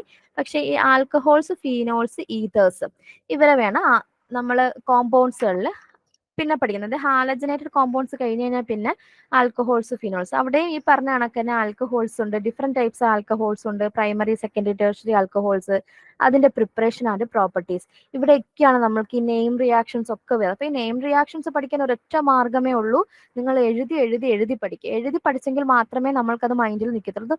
ഒരു വട്ടോ രണ്ടു വട്ടോ അല്ല, നിങ്ങൾ നല്ല ഒരുപാട് വട്ടം തന്നെ നിങ്ങൾ അത് എഴുതി പഠിക്കണം. എഴുതി പഠിച്ചിട്ട് നിങ്ങൾ ഇപ്പൊ ഓർഗാനിക് പഠിക്കാനിരിക്കുമ്പോൾ ആ ദിവസത്തിന്റെ ഒരു അവസാനം നിങ്ങൾ ഉറങ്ങുന്നതിന് തൊട്ട് മുന്നേയായിട്ട് നിങ്ങൾ ആ പഠിച്ച റിയാക്ഷൻസ് ഒക്കെ നിങ്ങൾ ഒന്ന് എഴുതി നോക്കുന്നത് നന്നായിരിക്കും. എങ്കിൽ മാത്രമേ നമ്മൾ ചിന്തിച്ചിപ്പം നമ്മൾ എഴുതി നോക്കുമ്പോൾ ശരിയാണ്, തെറ്റാം പെട്ടെന്നൊന്നും മനസ്സിൽ നിൽക്കണം എന്നില്ല. തെറ്റുമ്പോൾ എന്താ, ജസ്റ്റ് ഒന്ന് പോയി നോക്കിയിട്ട് അത് ഒന്നുകൂടെ എഴുതി നോക്കുക. പിന്നെ വീണ്ടും പിറ്റേ ദിവസം നിങ്ങൾ വീണ്ടും അത് എഴുതി നോക്കുക. അങ്ങനെ വേണം നമ്മൾ. അപ്പം കുറച്ച് എഴുതി പഠിച്ചു, എഴുതി നോക്കി, അപ്പൊ മിസ്റ്റേക്ക് വന്നെങ്കിൽ വീണ്ടും അത് പഠിക്കണം. വീണ്ടും അത് പഠിച്ച് ആ ഒരു റിയാക്ഷൻ നിങ്ങളുടെ മൈൻഡിൽ കംപ്ലീറ്റ് ആയിട്ട് അത് സെറ്റ് ആയെങ്കിൽ മാത്രമേ, നിങ്ങൾക്ക് അത് ബൈഹാർട്ട് ചെയ്തെങ്കിൽ മാത്രമേ മറ്റൊരു റിയാക്ഷനിലേക്ക് പോകാവൂ. പിന്നെ ഇപ്പോൾ എല്ലാം കൂടി കാർഡ് കണക്കിന് പഠിക്കണം എന്നില്ല, നിങ്ങൾക്ക് പഠിക്കാൻ പറ്റുന്നത്. ഞാൻ എപ്പോഴും പറയുന്നത്, ഞാൻ സ്റ്റുഡൻസിന് പോലും ഞാൻ പറയുന്ന അഡ്വൈസ് ആണ്, നിങ്ങൾക്ക് പഠിക്കാൻ പറ്റുന്ന കാര്യം കംപ്ലീറ്റ് ആയിട്ട് പഠിക്കുക. ഇപ്പം നമ്മൾ എക്സാംസിനൊക്കെയാലും ഒരു മൊഡ്യൂൾ അഥവാ സ്കിപ്പ് ചെയ്തത് ഇപ്പം എല്ലാം കൂടി പഠിക്കാൻ പറ്റാത്ത കുട്ടികളാണെന്നുണ്ടെങ്കിൽ എന്താ ചെയ്യുന്നത്, നമ്മൾ പഠിക്കുന്ന ഒരു ചാപ്റ്റർ കാണും, ആ പഠിക്കുന്ന ചാപ്റ്റർ കംപ്ലീറ്റ് ആയിട്ട് പഠിക്കുക, അതുപോലെ തന്നെ നല്ല തറവായിട്ട് പഠിക്കുക. നിങ്ങൾ സ്കിപ്പ് ചെയ്യുന്നുണ്ടെങ്കിൽ ഓക്കെ സ്കിപ്പ് ചെയ്തോ, പക്ഷേ നമ്മൾ പഠിക്കണമെന്ന് തീരുമാനിച്ച കാര്യം ഒരിക്കലും അലസമായിട്ട് പഠിച്ചു വിടരുത്. അത് എപ്പോഴും തറവായിട്ട് തന്നെ പഠിക്കുന്ന കാര്യം വൃത്തിക്ക് പഠിക്കുക. ഓക്കെ, അതേ എനിക്ക് ഓർഗാനിക് കെമിസ്ട്രി നിങ്ങൾക്ക് തരാൻ പറ്റുന്ന ഒരു അഡ്വൈസ് ഇത് മാത്രമേ ഉള്ളൂ. കാരണം എനിക്ക് തന്നെ അറിയാം ഓർഗാനിക് കെമിസ്ട്രി, അതായത് ഇൻട്രസ്റ്റോട് കൂടി പഠിക്കുന്നവരുണ്ട്. ഇപ്പൊ എല്ലാവർക്കും അങ്ങനെയൊന്നല്ല. നമുക്ക് ഓർഗാനിക് കെമിസ്ട്രി മാർക്ക് മേടിക്കാൻ ഏറ്റവും എളുപ്പവും മാർക്ക് പോകാൻ അതിലേറെ എളുപ്പമുള്ള ഒരു ടോപ്പിക്. ഞാൻ പേടിപ്പിക്കുമല്ല, ഫാക്ട്, അത് ശരിയായിട്ടുള്ള കാര്യമാണ്. കാരണം നമുക്ക് മാർക്ക് മേടിക്കാൻ ഏറ്റവും സിമ്പിൾ ആണ്, ഏറ്റവും സിമ്പിൾ ആയിട്ടുള്ള ആ ഒരു ഏരിയ ആണ് ഓർഗാനിക് കെമിസ്ട്രി. പക്ഷേ ഏറ്റവും കൂടുതൽ തെറ്റുപറ്റാൻ പറ്റുന്ന ഒരു ഏരിയ കൂടിയാണ് ഓർഗാനിക് കെമിസ്ട്രി എന്ന് പറയുന്നത്. അതിലെ റിയാക്ഷൻസ് ഒക്കെ ചില നമ്മൾ ചിലപ്പോൾ ഈ പറഞ്ഞ റിയാക്ഷൻ സൈറ്റ് എവിടെയാണെന്ന് കണ്ടുപിടിക്കാൻ ഒരു ബുദ്ധിമുട്ട് വരും. പക്ഷെ ആ ഒരു സൈറ്റ് കിട്ടിക്കഴിഞ്ഞാൽ നമുക്ക് ഉറപ്പായിട്ടും പെട്ടെന്ന് ആൻസർ, ഈ പറഞ്ഞ നമ്മുടെ ഇനോർഗാനിക് കെമിസ്ട്രിയെക്കാളും ഒക്കെ എളുപ്പമായിട്ട് വരും ഓർഗാനിക് കെമിസ്ട്രി. അപ്പൊ ആ ഫസ്റ്റിലെ നമ്മളെ മനസ്സിൽ ഒരു ഇഷ്ടം വരണം. അല്ലേ കെമിസ്ട്രിയെ ഇഷ്ടമല്ല എന്ന് പറഞ്ഞിരിക്കരുത്. അതിൽ ഓർഗാനിക് കെമിസ്ട്രി ടഫാണ്, പക്ഷെ അതിനെ ഇഷ്ടപ്പെടണം. ഓക്കെ, നമ്മൾ ആ ഒരു സബ്ജക്റ്റിനെ ഇഷ്ടപ്പെട്ടെങ്കിൽ മാത്രമേ നമ്മൾക്കതിനെ നമ്മൾ അത്രത്തോളം ഇഷ്ടത്തോടുകൂടി സന്തോഷത്തോടുകൂടി പഠിച്ചു കഴിഞ്ഞാൽ നമ്മൾ നല്ല ഫ്രഷ് മൈൻഡോടുകൂടി വേണം എപ്പോഴും ഓർഗാനിക് കെമിസ്ട്രി പഠിക്കാനായിട്ട്. നമ്മുടെ സ്ട്രെസ്ഫുൾ ആയിട്ടുള്ളൊരു മനസ്സോടുകൂടി അല്ലെങ്കിൽ ടെൻസ്ഡ് ആയിട്ടുള്ളൊരു മനസ്സോടുകൂടി ഒരിക്കലും ഓർഗാനിക് കെമിസ്ട്രി പഠിക്കാനായിട്ട് ഇരിക്കുക. അത് എൻ്റെ ഒരു അഡ്വൈസ് ആണ്. ഓക്കെ, ഓർഗാനിക് കെമിസ്ട്രി പഠിക്കുമ്പോൾ എപ്പോഴും നമ്മുടെ മൈൻഡ് നല്ല ഫ്രീ ആയിരിക്കണം. അല്ലെങ്കിൽ നമുക്ക് എല്ലാം കൂടി കേട്ടിട്ട് ആകെ ഫുള്ള് ബേജാറാവും. ഓക്കെ, അപ്പോൾ ഓർഗാനിക് കെമിസ്ട്രിയിൽ ആ ഒരു അഡ്വൈസേ ഉള്ളൂ എനിക്ക് തരാൻ പറ്റുന്നത്. നിങ്ങൾ എഴുതി പഠിക്കുക, മൈൻഡ് ഫ്രീ ആയിട്ട് വേണം ഈ ഒരു ഏരിയ നമ്മൾക്ക് പഠിക്കാനായിട്ട്. ദെൻ ലാസ്റ്റ് നിങ്ങൾ പഠിക്കുന്ന നൈട്രജൻ കോമ്പൗണ്ട്സ് പിന്നെ പഠിച്ചാൽ മതി. കാരണം നൈട്രജൻ കോമ്പൗണ്ട്സ് എന്ന് പറഞ്ഞാൽ നിങ്ങൾക്കറിയാം നൈട്രജൻ അടങ്ങിയിട്ടുള്ള കോമ്പൗണ്ട്സ് ഏതാണ് ഓർഗാനിക്കിൽ? അമീൻസ്, NH2 ഫങ്ഷണൽ ഗ്രൂപ്പ് വരുന്നതും NO2 നൈട്രോ ഗ്രൂപ്പ് വരുന്നതുമാണ് നൈട്രജൻ കോമ്പൗണ്ട്സ്. അത് കുറച്ചേ ഉള്ളൂ, അത് നമുക്ക് വേണമെങ്കിൽ അവസാനത്തേക്ക് മാറ്റി വയ്ക്കാം. അതിൽ കുറച്ച് റിയാക്ഷൻസും അതിൽ ഇമ്പോർട്ടൻ്റ് നമുക്ക് അമീൻ കോമ്പൗണ്ട്സുകളാണ്, അതാണ് കുറച്ച് ഇമ്പോർട്ടൻ്റ് ആയിട്ട് വരുന്നത്. ഓക്കെ, ദെൻ പിന്നീട് വരുന്നതാണ് important carbonyl compounds. Carbonyl compounds എന്ന് പറയുമ്പോൾ അവിടെ കീറ്റോൺ വരുന്നുണ്ട്, ആൽഡിഹൈഡ് വരുന്നുണ്ട്. കാർബോക്സിലിക് ആസിഡ് എന്ന് പറയുമ്പോൾ ഏതാ? COH ഫങ്ഷണൽ ഗ്രൂപ്പ് വരുന്നത്. നമ്മൾ ആൽക്കഹോൾസ് പഠിച്ചു കഴിഞ്ഞാൽ ഈ ഒരു ഏരിയ എളുപ്പമായിരിക്കും. കാരണം ആൽക്കഹോൾസ് കാർബണൈൽ കോമ്പൗണ്ട്സ് തമ്മിലുള്ള റിലേഷൻ ഉണ്ട്. ആൽക്കഹോൾസ് എന്ന് പറഞ്ഞാൽ it is most reduced form ആണ്. ആൽക്കഹോൾസിനെ ഓക്സിഡൈസ് ചെയ്യുമ്പോൾ നമുക്ക് പ്രൈമറി ആൽക്കഹോൾസ് ആണെങ്കിൽ ആൽഡിഹൈഡ്സ് കിട്ടും, സെക്കൻഡറി ആൽക്കഹോൾസ് ആണെങ്കിൽ കീറ്റോൺസ് കിട്ടും. ദെൻ ആൽഡിഹൈഡ്സിനെയും കീറ്റോൺസിനെയും ഓക്സിഡൈസ് ചെയ്യുമ്പോൾ നമുക്ക് കിട്ടുന്ന അൾട്ടിമേറ്റ് ഓക്സിഡൈസ്ഡ് പ്രോഡക്റ്റ് ആണ് കാർബോക്സിലിക് ആസിഡ്സ് എന്ന് പറയുന്നത്. അപ്പോൾ നമ്മൾ ആൽക്കഹോൾസിന്റെ റിയാക്ഷൻസ് പഠിക്കുമ്പോൾ തന്നെ നമ്മൾ കാർബണൈൽ കോമ്പൗണ്ട്സിന്റെ പ്രിപ്പറേഷൻ പഠിക്കുവാണ്. ഓക്കെ, അപ്പോൾ അതാ ഞാൻ പറഞ്ഞ ആൽക്കഹോൾസ് പഠിച്ചതിന് ശേഷം നമ്മൾ ഇതിലേക്ക് വന്നാൽ മതി. കാരണം ആൽക്കഹോൾസിന്റെ റിയാക്ഷൻസ് ആണ് കാർബണൈൽ കോമ്പൗണ്ട്സിന്റെ പ്രിപ്പറേഷനിൽ പഠിക്കുന്നത്. അതേപോലെ കാർബണൈൽ കോമ്പൗണ്ട്സിന്റെ റിയാക്ഷൻ ആണ് carboxylic acid. Most of the reactions carboxylic ആസിഡിന്റെ പ്രിപ്പറേഷൻ ആണ്. അപ്പൊ ഇത്രയാണ് നമ്മളുടെ ഓർഗാനിക് കെമിസ്ട്രിയിൽ. ഞാൻ വീണ്ടും പറയുന്നു, നിങ്ങൾ റിയാക്ഷൻസ് എഴുതി പഠിക്കുന്നതാണ് നല്ലത്. ഓക്കെ, എഴുതി പഠിക്കുന്നത് മാത്രമല്ല നിങ്ങളത് റിവൈസും കൂടി ചെയ്യുക. ഓക്കെ, അതിനുശേഷം വരുന്നതാണ് ഫിസിക്കൽ കെമിസ്ട്രി. ഞാൻ പറഞ്ഞത് ഫിസിക്കൽ കെമിസ്ട്രി നമ്മൾക്ക് മാർക്ക് മേടിക്കാൻ നല്ല എളുപ്പമാണ്. അപ്പൊ എന്നാൽ ഏറ്റവും കൂടുതൽ പ്രോബ്ലംസ് വരുന്ന ഒരു ഏരിയയും കൂടിയാണല്ലേ ഫിസിക്കൽ കെമിസ്ട്രി. പക്ഷെ നിങ്ങൾ മനസ്സിരുത്തി കഴിഞ്ഞാൽ ഏറ്റവും നമുക്ക് പഠിക്കാൻ നല്ല കംഫർട്ട് ആയിട്ടുള്ള ഒരു ഏരിയ ആണ് ഫിസിക്കൽ കെമിസ്ട്രി എന്ന് പറയുന്നത്. നമുക്ക് ഇൻട്രസ്റ്റിംഗ് ആയിട്ടുള്ള പ്രോബ്ലംസ് ഒക്കെയാണ് ഇതിനകത്ത് വരുന്നത്. ഇതിനകത്ത് എല്ലാം ഫിസിക്കൽ കെമിസ്ട്രി എന്ന് പറയുമ്പോൾ തന്നെ നിങ്ങൾക്കറിയാലോ, ഫിസിക്സ് എന്ന് പറയുമ്പോൾ തന്നെ അറിയാനകത്ത് കണക്കും കാര്യങ്ങളും ഒക്കെ വരുന്നതാണ്. അതുപോലെയാണ് ഫിസിക്കൽ കെമിസ്ട്രി എന്ന് പറഞ്ഞാൽ തന്നെ അവിടെ നമുക്ക് തിയറി ഉണ്ട്, പക്ഷെ തിയറിയേക്കാൾ കൂടുതൽ നമുക്ക് ഇക്വേഷൻസും അതിന്റെ പ്രോബ്ലംസും ആണ്. നമ്മൾ എപ്പോഴും ആപ്ലിക്കേഷൻ ലെവലിലാണ് ഫിസിക്കൽ കെമിസ്ട്രിന്ന് ക്വസ്റ്റ്യൻസ് വരുന്നത്. അപ്പോൾ ഫിസിക്കൽ കെമിസ്ട്രിയിൽ നിങ്ങൾക്ക് ഇപ്പൊ പഠിക്കാൻ ഏറ്റവും ഇമ്പോർട്ടന്റ് ഇമ്പോർട്ടന്റ് അല്ല, എല്ലാ ചാപ്റ്റേഴ്സും ഇമ്പോർട്ടന്റ് ആണ്. അപ്പൊ പഠിക്കാൻ ഫസ്റ്റ് നിങ്ങൾ തുടങ്ങുന്നെങ്കിൽ നിങ്ങൾക്ക് gaseous, liquid States, solid States വേണമെങ്കിൽ തുടങ്ങാം. ഓക്കെ, അത് കുറച്ചുകൂടി, അതായത് ഈ പറഞ്ഞ ബാക്കി കമ്പയർ ചെയ്യുമ്പോൾ കുറച്ച് എളുപ്പമാണ് solid state, gaseous state, liquid state and solid state. അതിൽ ഗേഷ്യസ് സ്റ്റേറ്റ് ഓൾമോസ്റ്റ് നമ്മൾ ഏതാ +1 ഓക്കെ, നിങ്ങൾ ഓർക്കുന്നുണ്ടോ അറിയില്ല, +1 നമ്മൾ ഗേഷ്യസ് സ്റ്റേറ്റ് പഠിക്കുന്നുണ്ട്. അതെ, അത് തന്നെയാണ്. ഓൾമോസ്റ്റ് ഒരു 75% നമ്മൾ +2 പഠിച്ച കാര്യം തന്നെയാണ് ഗേഷ്യസ് സ്റ്റേറ്റ്. പക്ഷെ കുറച്ചും കൂടി ബാക്കി വരുന്ന 25%-ലാണ് കുറച്ച് ബാക്കി വരുന്ന അഡ്വാൻസ്ഡ് ആയിട്ട് അല്ലെങ്കിൽ പുതിയ കാര്യങ്ങൾ വരുന്നത്. അപ്പൊ അതിനകത്താണ് നമ്മൾ ഐഡിയൽ ഗ്യാസ് ഇക്വേഷൻ, കൊളിഷൻസ് അല്ലെ, കൊളിഷൻ ഫ്രീക്വൻസി, അങ്ങനെയുള്ള കാര്യങ്ങൾ നമ്മൾ പഠിക്കുന്നത്. അതുപോലെ തന്നെ വിസ്കോസിറ്റി ഓഫ് ഗ്യാസസ്, അതൊക്കെയാണ് ആ ഒരു എന്താ ഗേഷ്യസ് സ്റ്റേറ്റിൽ നമ്മൾ പഠിക്കുന്നത്. ദെൻ ഐഡിയൽ ബിഹേവിയർ കാണിക്കുമെന്ന് പറഞ്ഞാൽ ഐഡിയൽ ബിഹേവിയർ യഥാർത്ഥത്തിൽ എല്ലാ ഗ്യാസുകളും ഐഡിയൽ ആണോ? അപ്പോൾ റിയൽ ഗ്യാസസ് എന്ന് പറഞ്ഞാൽ എന്താണ്, എങ്ങനെയാണ് അവർ ഡീവിയേറ്റ് ചെയ്യുന്നത് ഐഡിയൽ ബിഹേവിയറിൽ നിന്നും.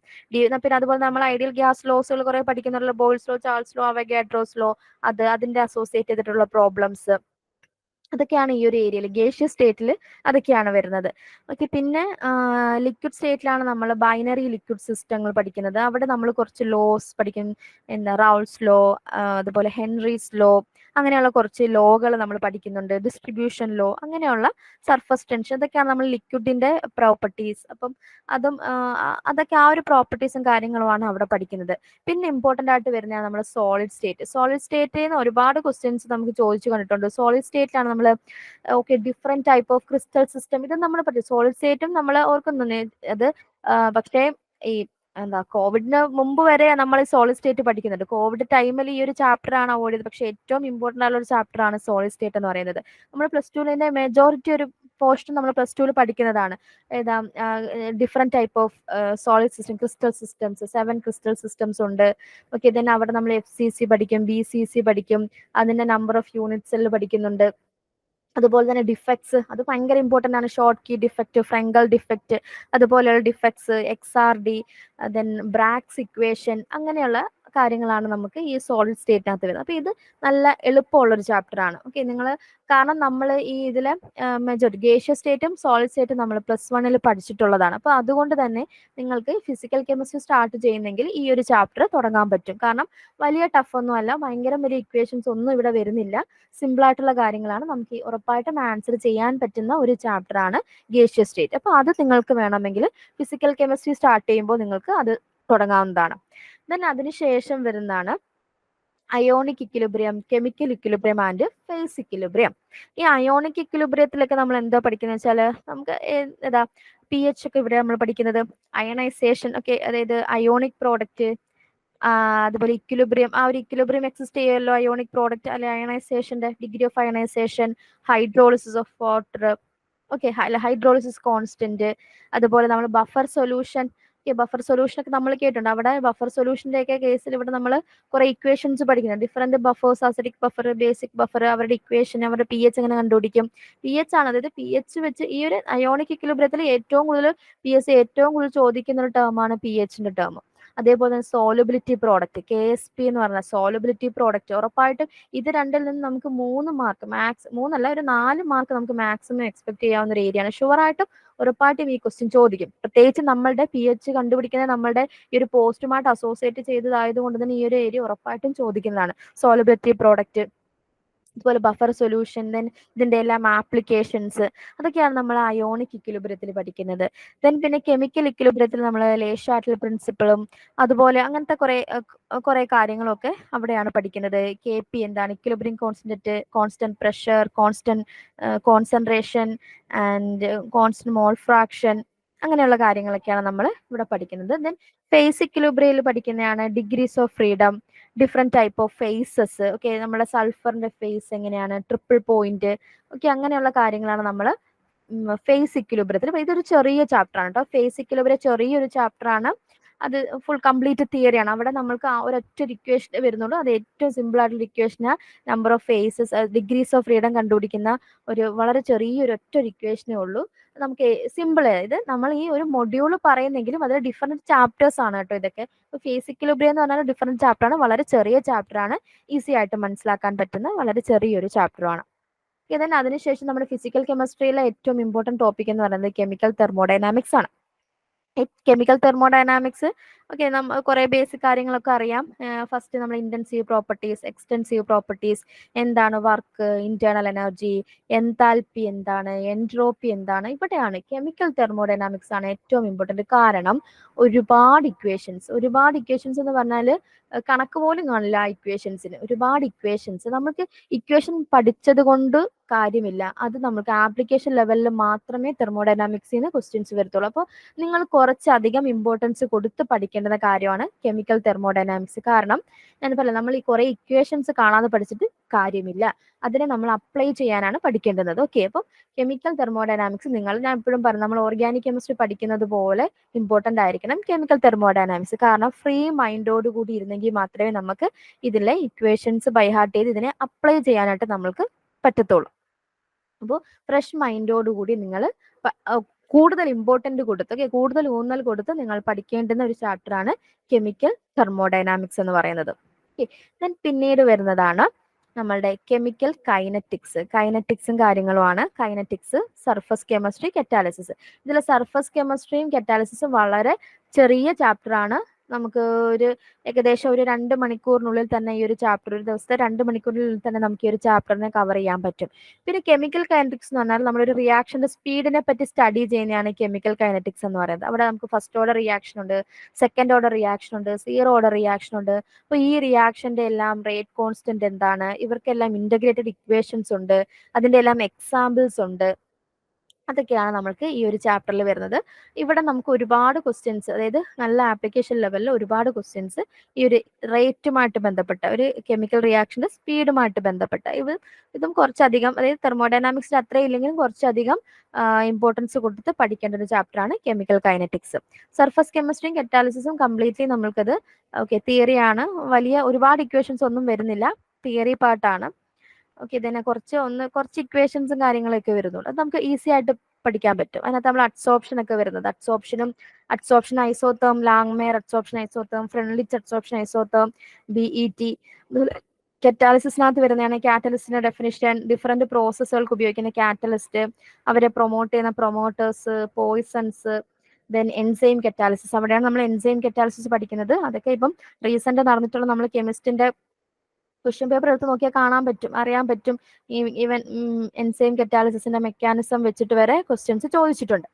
ദെൻ പിന്നീട് വരുന്നതാണ് ഇലക്ട്രോ കെമിസ്ട്രിയും വളരെ ഇമ്പോർട്ടന്റ് ആണ്. അതും കുറെയൊക്കെ നമ്മൾ കുഞ്ഞിലേ തൊട്ട്, അതായത് ഒരു 9ാം ക്ലാസ് തൊട്ടേ പഠിച്ചു വരുന്ന ഒരു ചാപ്റ്റർ ആണ് ഇലക്ട്രോ കെമിസ്ട്രി എന്ന് പറയുന്നത്. ഇലക്ട്രോ കെമിസ്ട്രിയിൽ നമ്മൾ കണ്ടക്ടിവിറ്റി, അവിടെ ഉറപ്പായിട്ട്, അതായത് ഈ ഇലക്ട്രോ കെമിസ്ട്രി, ഈ പറഞ്ഞ ഇലക്ട്രോ കെമിസ്ട്രി മാത്രമല്ല, ഈ എല്ലാ ഏരിയയിൽ നിന്നും നമുക്കൊരു, ഇപ്പം ഞങ്ങൾ സിലബസ് ഇട്ടിരിക്കുന്നത് എന്ന് വെച്ചാൽ ഒരു 35% ക്വസ്റ്റ്യൻസ് നമുക്ക് ഫിസിക്കൽ കെമിസ്ട്രി, നമ്മൾ ക്വസ്റ്റ്യൻ പേപ്പർ എടുത്ത് നോക്കിയാൽ കാണാം, ഇനോർഗാനിക്കിലെയും ഫിസിക്കലിലെയും ക്വസ്റ്റ്യൻസ് ആണ് ഏറ്റവും കൂടുതൽ വരുന്നത്. അവരെ കമ്പയർ ചെയ്യുമ്പോൾ ഓർഗാനിക് കുറച്ച് കുറവായിരിക്കും, എന്ന് പറഞ്ഞാൽ ഒരുപാട് കുറവെന്നല്ല. ഇപ്പോൾ ഫിസിക്കൽ കെമിസ്ട്രി 35 ക്വസ്റ്റ്യൻ ഉണ്ട്, ഇനോർഗാനിക് 35 ഉണ്ടെങ്കിൽ ബാക്കി 30 ക്വസ്റ്റ്യൻസേ കാണത്തുള്ളൂ ഓർഗാനിക് കെമിസ്ട്രി. അങ്ങനെ ചെറിയൊരു ഡിഫറൻസ് വരുന്നുള്ളത്. ഇപ്പൊ ഫിസിക്കൽ കെമിസ്ട്രി നമുക്ക് ഒരുപാട് ക്വസ്റ്റ്യൻസ് എക്സ്പെക്ട് ചെയ്യാം. ഇലക്ട്രോ കെമിസ്ട്രിയിൽ നമ്മൾ പഠിക്കുന്ന കണ്ടക്ടിവിറ്റിയുമായിട്ട് ബന്ധപ്പെട്ടതാണ്, കണ്ടക്ടൻസുമായിട്ട് ബന്ധപ്പെട്ടതാണ്, റെസിസ്റ്റൻസ്, കണ്ടക്ടൻസ്, അതേപോലെ നമ്മൾ കോൾറോഷസ് ലോ, ഇതൊക്കെ നമ്മൾ +1 പഠിക്കുന്നതാണ്. അപ്പം അവിടെ നിന്നും കുറച്ചും കൂടി കാര്യങ്ങളാണ് നമ്മൾ പുതിയതായിട്ട് പഠിക്കുന്നത്. പുതിയതായിട്ട് 1-2 എഫക്റ്റുകൾ പഠിക്കുന്നുണ്ട്. അവിടെ നമുക്ക് ഇലക്ട്രോ കെമിക്കൽ സീരീസ് ഉണ്ട്, ഇലക്ട്രോളിറ്റിക് സെല്ലുണ്ട്, അങ്ങനെയുള്ള കുറച്ച് കാര്യങ്ങൾ. നേൺസ്റ്റ് ഇക്വേഷൻ വെച്ചിട്ട് ഒരു സെല്ലിന്റെ, ഒരു കംപ്ലീറ്റ് സെല്ലിന്റെ EMF, ഹൈഡ്രജൻ ഫ്യൂവൽ സെൽസ്, അങ്ങനെയുള്ള കാര്യങ്ങളൊക്കെയാണ് നമ്മൾ പിന്നെ മെയിൻ ആയിട്ട് നമ്മളുടെ പോസ്റ്റുമായിട്ട് ബന്ധപ്പെട്ട 2-3 കാര്യങ്ങൾ വരുന്നുണ്ട്. Acid base titration and പൊട്ടൻഷ്യോമെട്രിക് titration. അതായത് നമ്മൾ ആക്ച്വലി ഇത് ബയോകെമിസ്ട്രിക്കാരും മൈക്രോബയോളജിക്കാരും ലാബിൽ ചെയ്യാത്ത എക്സ്പെരിമെന്റ് ആണ്. അത് ഫിസിക്കലിന്റെ എക്സ്പെരിമെന്റ് ആണ്. ആക്ച്വലി അത് രണ്ടും pH മീറ്റർ ഒക്കെ വെച്ചിട്ട് pH കണ്ടുപിടിക്കുന്ന ആ ഒരു എക്സ്പെരിമെന്റ് എന്നൊക്കെ പറഞ്ഞാൽ അതിന്റെ തിയറിയാണ് നമ്മളിവിടെ പഠിക്കുന്നത്. അത് ആക്ച്വലി നമ്മൾ ഈ പോസ്റ്റുമായിട്ട് ബന്ധപ്പെട്ട ലാബിൽ ചെയ്യുന്ന വർക്കും കൂടിയാണ് കേട്ടോ. അങ്ങനെ 1-2 കാര്യങ്ങളൂടെ നമ്മൾ ഈ ഒരു ചാപ്റ്ററിൽ പഠിക്കുന്നുണ്ട്. ദെൻ ഏറ്റവും മോസ്റ്റ് ഇമ്പോർട്ടന്റ് ആയിട്ടുള്ള ഒരു കാര്യമാണ് സ്പെക്ട്രോസ്കോപ്പി. ഈ സ്പെക്ട്രോസ്കോപ്പി എന്ന് പറയുന്നത് നമുക്ക് 3 കാര്യങ്ങൾ, അതായത് 3 ബ്രാഞ്ചുകളിലും പഠിക്കുന്ന ഒന്നാണ് സ്പെക്ട്രോസ്കോപ്പി. അത് ഫിസിക്കലിൽ സ്പെക്ട്രോസ്കോപ്പി ഒരു തിയറി നമ്മൾ പഠിക്കും, അതിന്റെ മെഷീനറീസ് അങ്ങനത്തെ കാര്യങ്ങളൊക്കെ വെച്ചിട്ടാണ് നമ്മൾ അതായത് കറക്റ്റ് അതിന്റെ പ്രിൻസിപ്പിളും അതിന്റെ ആപ്ലിക്കേഷൻസും ഒക്കെയാണ് നമ്മൾ ഈ ഒരു ഫിസിക്കൽ കെമിസ്ട്രിയിൽ പഠിക്കുന്നത്. ഈ സെയിം സ്പെക്ട്രോസ്കോപ്പി തന്നെ ഓർഗാനിക് കെമിസ്ട്രിയിലുണ്ട്. പക്ഷെ അവിടെ പഠിക്കുമ്പോൾ നമ്മൾ അത് ഓർഗാനിക് കോമ്പൗണ്ട്സിൽ എങ്ങനെ അപ്ലൈ ചെയ്യാം, സ്പെക്ട്രോസ്കോപ്പി ഓർഗാനിക് കോമ്പൗണ്ട്സിൽ എങ്ങനെ അപ്ലൈ ചെയ്യാം. നമ്മൾ ഫിസിക്കൽ കെമിസ്ട്രിയിൽ സ്പെക്ട്രോസ്കോപ്പി പഠിക്കാന്ന് വെച്ചാൽ ജനറൽ ആയിട്ട് ഈ ഓരോ സ്പെക്ട്രോസ്കോപ്പി, ഏതൊക്കെയാണ് സ്പെക്ട്രോസ്കോപ്പി, NMR സ്പെക്ട്രോസ്കോപ്പി ഉണ്ട്, IR ഇൻഫ്രാറെഡ് സ്പെക്ട്രോസ്കോപ്പി ഉണ്ട്, മാസ് സ്പെക്ട്രോസ്കോപ്പി ഉണ്ട്, റൊട്ടേഷണൽ സ്പെക്ട്രോസ്കോപ്പി ഉണ്ട്. ഓക്കെ, അതാണ് വൈബ്രേഷൻ സ്പെക്ട്രോസ്കോപ്പി, അത് തന്നെയാണ് IR സ്പെക്ട്രോസ്കോപ്പി, രാമൻ സ്പെക്ട്രോസ്കോപ്പി, അങ്ങനെ ഡിഫറെന്റ് സ്പെക്ട്രോസ്കോപ്പികളുണ്ട്. അപ്പൊ അതിന്റെ എല്ലാം പ്രിൻസിപ്പിൾ ആണ് നമ്മൾ ഫിസിക്കൽ കെമിസ്ട്രിയിൽ പഠിക്കുന്നത്. അതിന്റെ പ്രിൻസിപ്പിളും കുറച്ച് ഇക്വേഷൻസും. സ്പെക്ട്രോസ്കോപ്പി ഇത് ഏറ്റവും നല്ലൊരു ചാപ്റ്റർ ആണ് സ്പെക്ട്രോസ്കോപ്പി എന്ന് പറയുന്നത്. അത് ഈ പറഞ്ഞ മനസ്സിലാക്കി എടുക്കാൻ കുറച്ച് ടഫ് ഉള്ളൊരു ഏരിയ കൂടെയാണ് സ്പെക്ട്രോസ്കോപ്പി. അപ്പോൾ ഫിസിക്കലിൽ പഠിക്കുന്ന സ്പെക്ട്രോസ്കോപ്പിയെ നമ്മൾ ഓർഗാനിക്കിൽ അപ്ലൈ ചെയ്യും. അതായത് ഓർഗാനിക് കോമ്പൗണ്ട്സിന്റെ കേസിൽ വരുമ്പോൾ കുറച്ച് വേറെ കാര്യങ്ങളാണ് അവിടെ വരുന്നത്. അതേപോലെ ഇനോർഗാനിക് കോമ്പൗണ്ട്സിൽ ആക്ച്വലി സ്പെക്ട്രോസ്കോപ്പി നമ്മുടെ ഡിഗ്രി ലെവലിൽ ഇല്ല. ഡിഗ്രി ലെവലിലെ സിലബസ് നമ്മൾ 3 വർഷം ഡിഗ്രി കെമിസ്ട്രി പഠിച്ചിട്ടുള്ളവർ ഇനോർഗാനിക്കിൽ നമ്മൾ അങ്ങനെ സ്പെക്ട്രോസ്കോപ്പി അപ്ലൈ ചെയ്യുന്നില്ല. പക്ഷേ ഓർഗാനിക്കിൽ സ്പെക്ട്രോസ്കോപ്പി അപ്ലൈ ചെയ്യുന്നുണ്ട്. അത് നമ്മൾ ഈ ഫിസിക്കലിൽ തന്നെ നമ്മൾ പഠിച്ചു പോകുമ്പോൾ തന്നെ ആ കാര്യങ്ങളോട് പറഞ്ഞു പോകും. സെയിം പ്രിൻസിപ്പിൾ തന്നെ, പക്ഷെ ആപ്ലിക്കേഷൻ ലെവൽ ആ ഒരു കോമ്പൗണ്ട്സ് മാറും എന്നുള്ളതേ ഉള്ളൂ. ഓക്കെ, അപ്പോൾ ഇത്രയാണ് നമ്മളുടെ ഏണസ്റ്റ് അക്കാഡമി പ്രിപ്പയർ ചെയ്ത സിലബസ് എന്ന് പറയുന്നത് ഇത്രയാണ്. അപ്പോൾ ഇതിൽ നമ്മൾ ആക്ച്വലി കെമിസ്ട്രി മാത്രമേ ഉൾപ്പെടുത്തിയിട്ടുള്ളൂ. കാരണം 2019 സാനിറ്ററി കെമിസ്റ്റ് എന്നുള്ള ആ പോസ്റ്റിൽ നടന്നിട്ടുള്ള ആ എക്സാമിന്റെ ക്വസ്റ്റ്യൻസ് അനുസരിച്ചാണ് നമ്മൾ ഈ ഒരു സിലബസ് പ്രിപ്പയർ ചെയ്തിരിക്കുന്നത്. പക്ഷേ നമ്മളിപ്പോ ഇതിപ്പോ നമ്മൾ അപ്ലൈ ചെയ്ത് 2023 നമ്മൾ അപ്ലൈ ചെയ്ത സാനിറ്ററി കെമിസ്ട്രി പോസ്റ്റിലെ ക്വാളിഫിക്കേഷനകത്ത് മൈക്രോബയോളജിക്കാർക്കും അപ്ലൈ ചെയ്യായിരുന്നു, ബയോ കെമിസ്ട്രിക്കാർക്കും അപ്ലൈ ചെയ്യാം. അപ്പോൾ എന്താണ് അതിന്റെ ഒരു സിറ്റുവേഷൻ എന്ന് വെച്ചാൽ നമ്മൾക്കത് PSCയുടെ ടെൻറ്റേറ്റീവ് ആയിട്ടുള്ള സിലബസ് ഓൾറെഡി ഒരു അടുത്ത് തന്നെ വരും. കാരണം എക്സാം ഡേറ്റ് വന്നു കഴിഞ്ഞാൽ ഉറപ്പായിട്ട് അപ്പോൾ തന്നെ നമ്മൾ കൺഫർമേഷൻ ഒക്കെ കൊടുക്കുമല്ലോ, ആ സമയത്ത് തന്നെ അവർ ഇത് സിലബസ് പബ്ലിഷ് ചെയ്യും. അപ്പോൾ നിങ്ങൾ വിഷമിക്കേണ്ട, ഈ മൈക്രോബയോളജിക്കാരുടെ ബയോകെമിസ്ട്രിക്കാർക്കും നല്ല ബെനിഫിറ്റ് ആണ് ഇവിടെ. കാരണം എന്താണെന്നറിയോ, അവർ ഓൾറെഡി കെമിസ്ട്രി പഠിച്ചിട്ടുണ്ട് അല്ലേ. അതായത് ഡിഗ്രിയിൽ S1, S1, S2, S3, S4 2 വർഷം അവർ കെമിസ്ട്രി പഠിച്ചിട്ടുണ്ട്. പക്ഷെ കെമിസ്ട്രിക്കാർ മൈക്രോബയോളജിയും തൊട്ടിട്ടില്ല, ബയോകെമിസ്ട്രിയും തൊട്ടിട്ടില്ല. പക്ഷെ അപ്പോൾ മൈക്രോബയോളജിക്കാർക്കും ബയോകെമിസ്ട്രിക്കാർക്കും ഒരു എക്സ്ട്രാ ബെനിഫിറ്റ് വരുന്നത്, കാരണം നിങ്ങൾ ഡിഗ്രിയിൽ ഈ 2 വർഷം കൊണ്ട് 4 സെമ്മിലായിട്ട് നിങ്ങൾ മെജോറിറ്റി ഓഫ് കെമിസ്ട്രി, പിന്നെ 1-2 കുറച്ച് കാര്യങ്ങൾ മാത്രമേ ഉള്ളൂ, ഓർഗാനിക്കിന്റെ കുറച്ച് കാര്യങ്ങൾ മാത്രമേ ഉള്ളൂ നിങ്ങൾ പഠിക്കാത്തത്. ബാക്കിയെല്ലാം അല്ലെ ഫിസിക്കലിലെ കുറച്ച് കാര്യങ്ങൾ മാത്രമേ നിങ്ങൾ പഠിക്കത്തുള്ളൂ. ബാക്കിയൊക്കെ നിങ്ങൾ ഒരുവിധം നമ്മളുടെ ഒരു കെമിസ്ട്രി നമ്മളിപ്പോൾ ഇട്ട സിലബസിന്റെ ഒരു 75% നിങ്ങൾ ഈ 2 വർഷമായിട്ട് ബയോകെമിസ്ട്രിക്കാരും മൈക്രോബയോളജിക്കാരും പഠിച്ചിട്ടുള്ളതാണ്. ഓക്കെ, അപ്പോൾ നമുക്ക് PSCയുടെ ഒരു സിലബസ് വന്നെങ്കിൽ മാത്രമേ മൈക്രോബയോളജിയുടെ എത്ര ടോപ്പിക് ഉണ്ട്, ബയോകെമിസ്ട്രിയുടെ എത്ര ടോപ്പിക് ഉണ്ട് എന്നുള്ളത് നമ്മൾക്ക് അനലൈസ് ചെയ്യാൻ നമുക്ക് അറിയാൻ പറ്റും. അപ്പോഴത്തേക്കും നമുക്ക് എന്തായാലും ഉറപ്പായിട്ടും എന്തായാലും കാണും. കാരണം ഇപ്പോൾ 70% കെമിസ്ട്രി ആയിരിക്കാനാണ് സാധ്യത കൂടുതൽ. കാരണം നമ്മുടെ പോസ്റ്റിന്റെ നെയിമും അങ്ങനെയാണല്ലോ. എങ്കിലും മൈക്രോബയോളജിയും ബയോകെമിസ്ട്രിയും കൂടി ഇടാൻ ചാൻസ് ഉണ്ട്. എന്തായാലും അവർക്കും കൂടെ അപ്ലൈ ചെയ്യാവുന്നത് കൊണ്ട് എന്തായാലും അവരുടെ പോർഷൻസും കൂടി കാണാം. ഒരു 2 പേർക്കും കൂടി ചേർന്നൊരു 30% രീതിയിൽ ക്വസ്റ്റ്യൻസ് കാണാം. ഓക്കെ, അപ്പോൾ അത് നമ്മുടെ PSCയുടെ ആ ഒരു ടെൻറ്റേറ്റീവ് ആയിട്ടുള്ള ഒരു സിലബസ് വന്നെങ്കിൽ മാത്രമേ നമുക്ക് കറക്റ്റായിട്ട് ആ ഒരു ഏതൊക്കെ പോർഷൻസ് വരും എന്നുള്ളത് നമ്മൾക്ക് പ്രിഡിക്റ്റ് ചെയ്യാനായിട്ട്, അല്ലെ നമുക്ക് അറിയാൻ പറ്റുള്ളൂ. ഓക്കെ, ഇനി അപ്പോൾ നമ്മളുടെ കയ്യിൽ സിലബസ് ആയി അല്ലേ, നമ്മുടെ കയ്യിൽ സിലബസ് ഉണ്ട്. ഇനി നമ്മൾ എന്താ ചെയ്യേണ്ടത്, നമ്മൾക്ക് വേണ്ടുന്നത് ബുക്സ് ആണ് വേണ്ടുന്നത് അല്ലേ. നമ്മുടെ അക്കാഡമിയിൽ ഏണസ്റ്റ് അക്കാഡമിയിലെ സാനിറ്ററി കെമിസ്ട്രി കോഴ്സിൽ ജോയിൻ ചെയ്തിട്ടുള്ളവരാണെങ്കിൽ അവർക്ക് മെറ്റീരിയൽസ്, ദാറ്റ് മീൻസ് അവർക്ക് ക്ലാസ്സുകളും അതിൻ്റെതായിട്ടുള്ള നോട്ട്സുകളും അവർക്ക് കിട്ടും. അത് കൂടാതെ നമ്മളായിട്ടൊരു പ്രിപ്പറേഷൻ നടത്തണ്ടേ, നമ്മൾ കൂടി ഒരു പ്രിപ്പറേഷൻ നടത്തണം അല്ലേ. അപ്പൊ നിങ്ങൾക്ക് ഏതൊക്കെ ബുക്സുകൾ റെഫർ ചെയ്യാൻ പറ്റും എന്നുള്ളതാണ്. ഞാൻ പ്രിഫർ ചെയ്യുന്ന ടെക്സ്റ്റുകൾ ഇത് 3 കാരണം ഇത് മൈക്രോബയോളജിക്കാരുടെ കയ്യിലും ബയോകെമിസ്ട്രിക്കാരുടെ കയ്യിലും കാണില്ല. പക്ഷേ കെമിസ്ട്രി മെയിൻ എടുത്തവർ എന്തായാലും ഈ ഒരു ടെക്സ്റ്റ് ഓൺ കോപ്പി കാണുമായിരിക്കും. അല്ലാന്നുണ്ടെങ്കിൽ നിങ്ങൾക്ക് പബ്ലിക് ലൈബ്രറിയിലൊക്കെ നമുക്ക് അവൈലബിൾ ആയിട്ടുള്ള ടെക്സ്റ്റുകളാണ്. അതുപോലെ തന്നെ കോപ്പി PDF-കളൊക്കെ നമ്മൾക്ക് അവൈലബിൾ ആയിട്ട് ഫിസിക്കൽ കെമിസ്ട്രി പുരീഷ് ശർമ്മ പത്താനിയുടെ ഫിസിക്കൽ കെമിസ്ട്രി നിങ്ങൾക്ക് പഠിക്കാൻ ഏറ്റവും നല്ല ടെക്സ്റ്റാണ് പുരീഷ് ശർമ്മ പത്താനിയുടെ ടെക്സ്റ്റ്.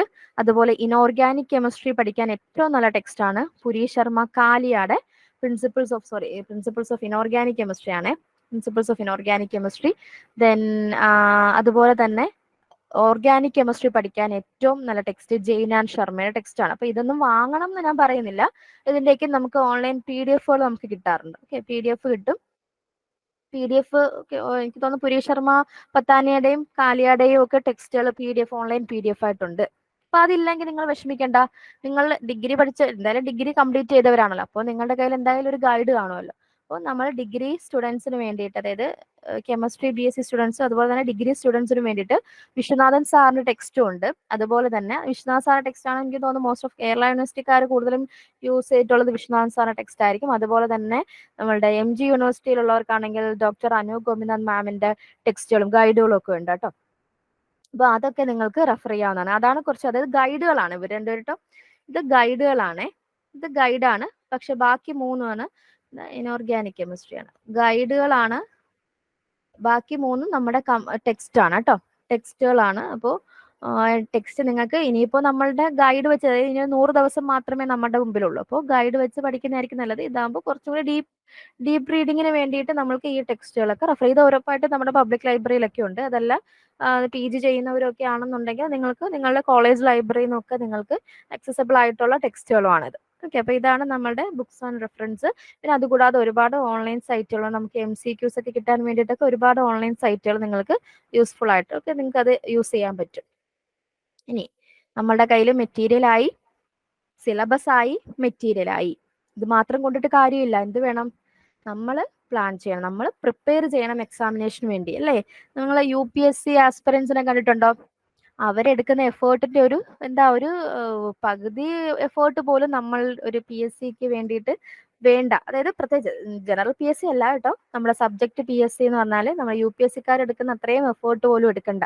നിങ്ങൾ ജസ്റ്റ് നിങ്ങൾക്ക് UPSCക്കാരുടെ കാണാം ആസ്പിറൻസിനൊക്കെ പരിചയം ഉണ്ടെങ്കിൽ നിങ്ങളും ചോദിച്ചു നോക്കണം അവരെങ്ങനെയൊക്കെയാണ്. അതായത് അവർക്ക് ബുക്ക് റിവ്യൂ ഉണ്ട്, അതിന് അവർക്ക് കറണ്ട് അഫയേഴ്സ് ഒക്കെ അവർ കളക്ട് ചെയ്യണം. ന്യൂസ് പേപ്പേഴ്സ് എല്ലാ ദിവസവും, അത് ഒരു ന്യൂസ് പേപ്പർ അല്ല, എല്ലാ ന്യൂസ് പേപ്പറുകളും അവർ വായിക്കണം.